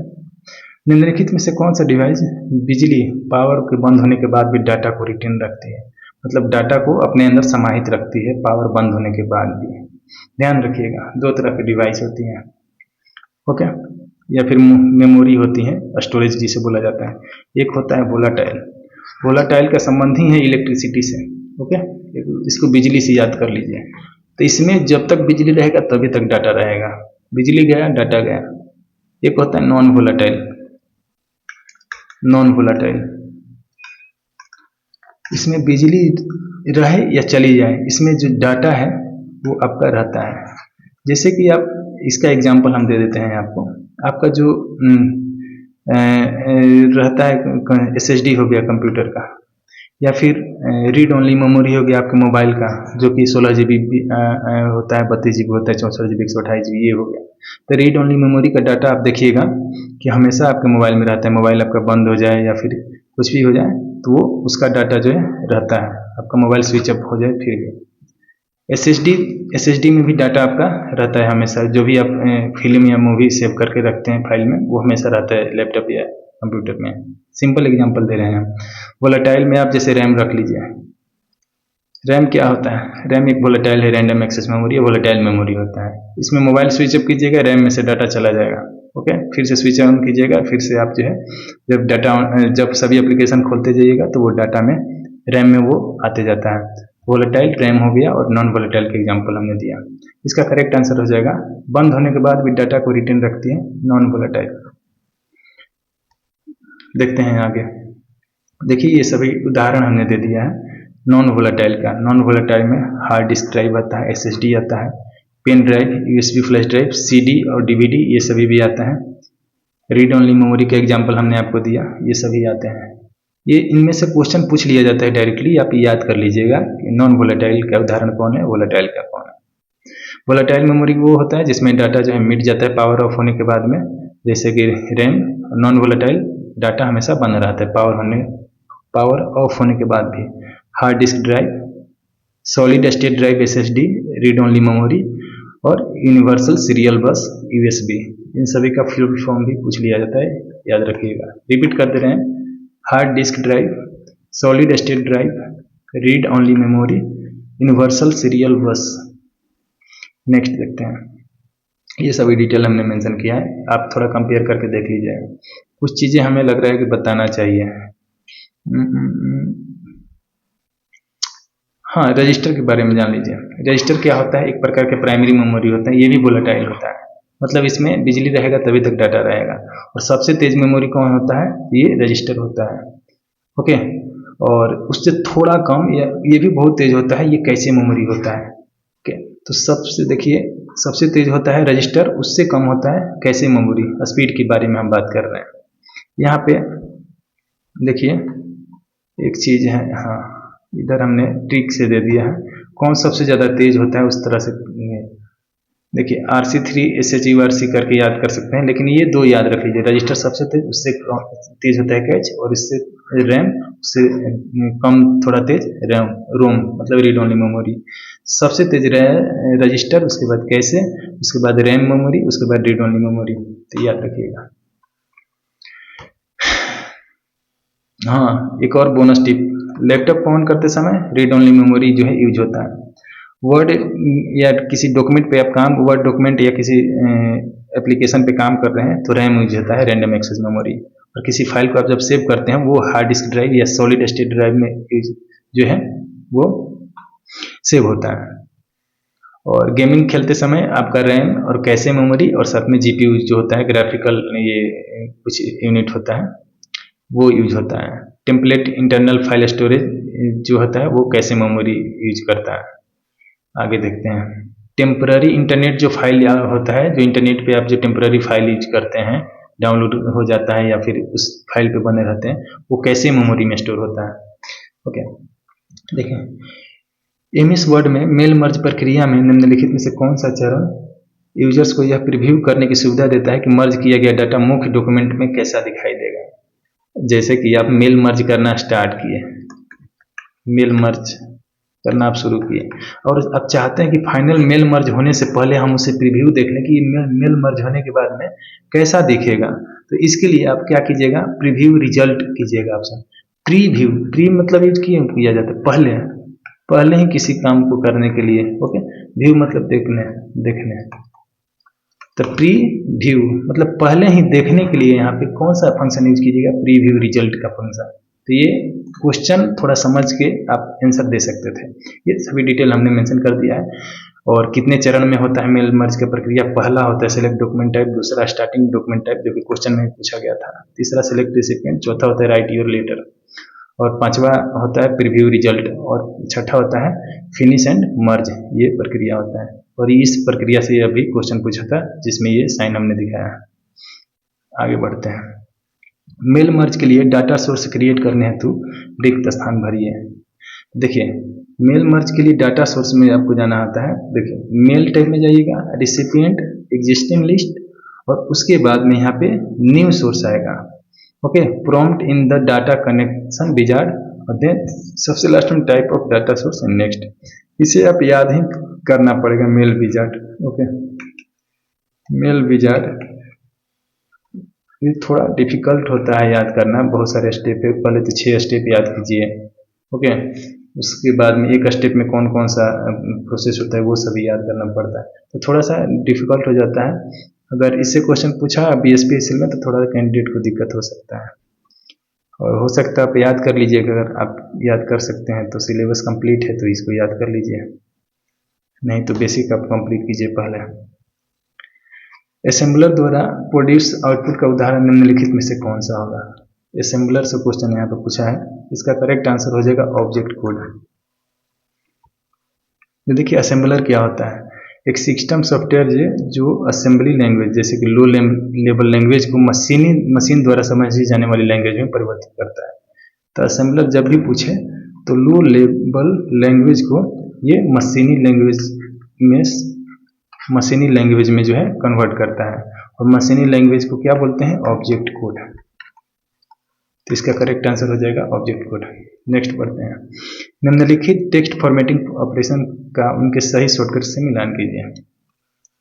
सभी सिलेक्ट ऑल करना है, सभी दस्तावेज सामग्री का चयन करना है, तो सिलेक्ट ऑल कंट्रोल ए के तीसरा पे जाएगा। टेक्स्ट को बोल्ड करना है तो बी पे आएगा कंट्रोल प्लस बी। इटैलिक करना है कंट्रोल प्लस आई, और ये क्या अंडरलाइन करना है तो कंट्रोल प्लस यू। आप मिला लीजिएगा, हमने यहाँ पे आंसर दे दिया। आगे देखते हैं, MS वर्ड में चयनित टेक्स्ट के फॉन्ट साइज को बढ़ाने के लिए निम्नलिखित में से किस कीवर्ड शॉर्टकट का यूज जो है किया जाता है। ठीक है, सिलेक्टेड टेक्स्ट को, जैसे कि इसको मान लीजिए हमने सिलेक्ट कर लिया और इसको जो है बढ़ाना है, फॉन्ट साइज बढ़ाना है, तो कौन सा शॉर्टकट यूज कीजिएगा। देखिए इसको बोलते क्या है, आप पता है, इसको बोलते हैं ओपन स्क्वायर ब्रैकेट। ओके, और इसको बोलते हैं क्लोज स्क्वायर ब्रैकेट। जब बढ़ाना होगा तो close square bracket, control plus close square bracket, और जब घटाना होगा तो control plus open square bracket. जब बढ़ाने का पूछा है तो कंट्रोल प्लस ये close square bracket correct answer हो जाएगा। ये हमने मेंशन कर दिया है। कम करना है तो ओपन, बढ़ाना है तो जो है ये close square bracket. Question number 57, MS Excel में किस प्रकार का चार्ट किसी पूरे को भागों में प्रतिशत विभाजन के रूप में दिखाने के लिए सर्वोत्तम है। देखिए किसी पूरे को उसके भागों में, मान लीजिए टोटल एक भाग हो गया और उसको अलग अलग भाग में दिखाना है तो कौन सा होगा, पाई चार्ट। एक और क्वेश्चन था इससे related, correct answer pie chart हो जाएगा। देखिए ये हमने समझा दिया। आगे क्वेश्चन नंबर 58, MS वर्ड में टेक्स्ट फॉर्मेटिंग ऑपरेशंस का उनके सही शॉर्टकट की से मिलान कीजिए। तो यहाँ पे ये जो करेक्ट आंसर होगा मिलाकर देखते हैं। देखिए सभी नॉन प्रिंटिंग कैरेक्टर दिखाने के लिए आप जो है एक कंट्रोल शिफ्ट प्लस 8 दबाते हैं। रिवील फॉर्मेटिंग टास्क पेन दिखाना है आपको तो शिफ्ट प्लस F1 क्लिक कीजिएगा, और सिलेक्शन एक्सटेंड करना शुरू करना है आपको तो ये जो है F8 क्लिक करना पड़ता है, और सिलेक्शन रिड्यूस करना है तो आपको शिफ्ट प्लस F8 जो है प्रेस करना पड़ेगा। इससे क्वेश्चन उम्मीद नहीं है आने का, यहाँ पे थोड़ा हार्ड ये शॉर्टकट की पूछ लिया। ओके, ये सभी डिटेल हमने दे दिया है कि किसका क्या काम होता है, ये आप पढ़ लीजिएगा, PDF हम दे देंगे। क्वेश्चन नंबर 59, MS एक्सेल में डायग्राम शेप में टेक्स्ट कैसे जोड़ा जाता है। डायग्राम शेप में टेक्स्ट कैसे जोड़िएगा, जाइएगा स्मार्ट आर्ट डिजाइन में जाइएगा, फिर टेक्स्ट लेआउट पर क्लिक कीजिएगा, वहाँ से शेप दिख जाएगा। स्मार्ट आर्ट डिजाइन में जो है शेप वाला जो ऑप्शन है वो देखने को मिल जाएगा। टेक्स्ट लेआउट पर क्लिक करने के बाद में डायग्राम शेप का ऑप्शन दिख जाएगा। Smart art design, text layout, फिर वहाँ से शेप, स्मार्ट शेप। आज और इस सेट का लास्ट क्वेश्चन है कि निम्नलिखित में से किसमें .doc फाइल फॉर्मेट होता है। तो पता है .doc क्या है, डॉक्यूमेंट का फॉर्मेट है। ये कहाँ मिलेगा, तो माइक्रोसॉफ्ट वर्ड का फॉर्मेट होता है। एक्सेल का बताया हमने आपको, क्या होता है .xlx होता है। माइक्रोसॉफ्ट वर्ड का .doc होता है। और पावर पॉइंट का बताया हमने कि .ppt होता था 2007 से पहले, 2007 से पहले, और .pp TX 2007 और उसके बाद ओके, तो ये सभी देखिए .doc माइक्रोसॉफ्ट वर्ड पुराना फाइल फॉर्मेट है जो 1997 से लेकर 2003 तक प्रयोग में था। तो ये कब तक था? ये 2003 तक था .doc। और जब 2003 के बाद में क्या आया? .docx, ये भी याद कर लीजिएगा। 2007 से आगे आया था ये, 2007 के बाद 2007 और इसके आगे जो है .docx आया था, ये भी याद कर लीजिएगा। पुराना वाला .doc था, जो नया है उसमें x जोड़ दिया है, ऐसा आप ध्यान रख सकते हैं थोड़ा सा। पुराने वाले में ओनली सिंपल था .doc चाहे .ppt ऐसे था, ये हमने लिख दिया। MS वर्ड में पुराना .doc, नया वाला .docx, MS एक्सेल में .xlx और .xlsx नया फॉर्मेट, और .ppt और .pptx पुराना और नया क्रमशः, याद कर लीजिए। जो भी नया बाद में बना 2007 के बना, ओके, 2007 और उसके बाद में और सब में x एक्स्ट्रा जोड़ दिया। तो ये यहाँ पे टोटल जो है 60 क्वेश्चंस का आपको हमने सेट कराया, और उम्मीद है कि बहुत सारे क्वेश्चंस इसमें से और इसी बेसिस पे बहुत सारे क्वेश्चंस आपके एग्जामिनेशन में पूछा जा सकता है। हमने यहाँ पे ये यूट्यूब चैनल पे बहुत सारे पहले क्लासेस लिए हैं, हम आपको दिखा देते हैं एक सेकेंड में। बहुत सारे BSPSL से रिलेटेड क्लासेस हमने लिया था, और ये तो वीडियो जो भी आपको प्रॉब्लम होता है उससे रिलेटेड हमने वीडियो भी बनाया है। और देखिए यहाँ पे कंप्यूटर का ये बहुत सारे क्लासेस हमने लिया है, इसका लिंक आपको मैं प्लेलिस्ट का लिंक डिस्क्रिप्शन में दे रहा हूँ, ओके, वहाँ से आप देखिए। यहाँ पे कंप्यूटर का पेपर सॉल्यूशन कराया था, और बिहार सिविल कोड का, और ये कंप्यूटर का यहाँ पे प्रैक्टिस सेट दिया था। टोटल 24 वीडियोज़ हैं, और 1000 प्लस MCQ का सीरीज चलाया था, उसमें 8 वीडियोज अपलोड किया है। हिंदी का 3 वीडियोज है, ये सभी भी देख लीजिएगा अगर टाइम होगा आपको तो। थैंक यू सो मच, बहुत बहुत धन्यवाद यहाँ तक बने रहने के लिए।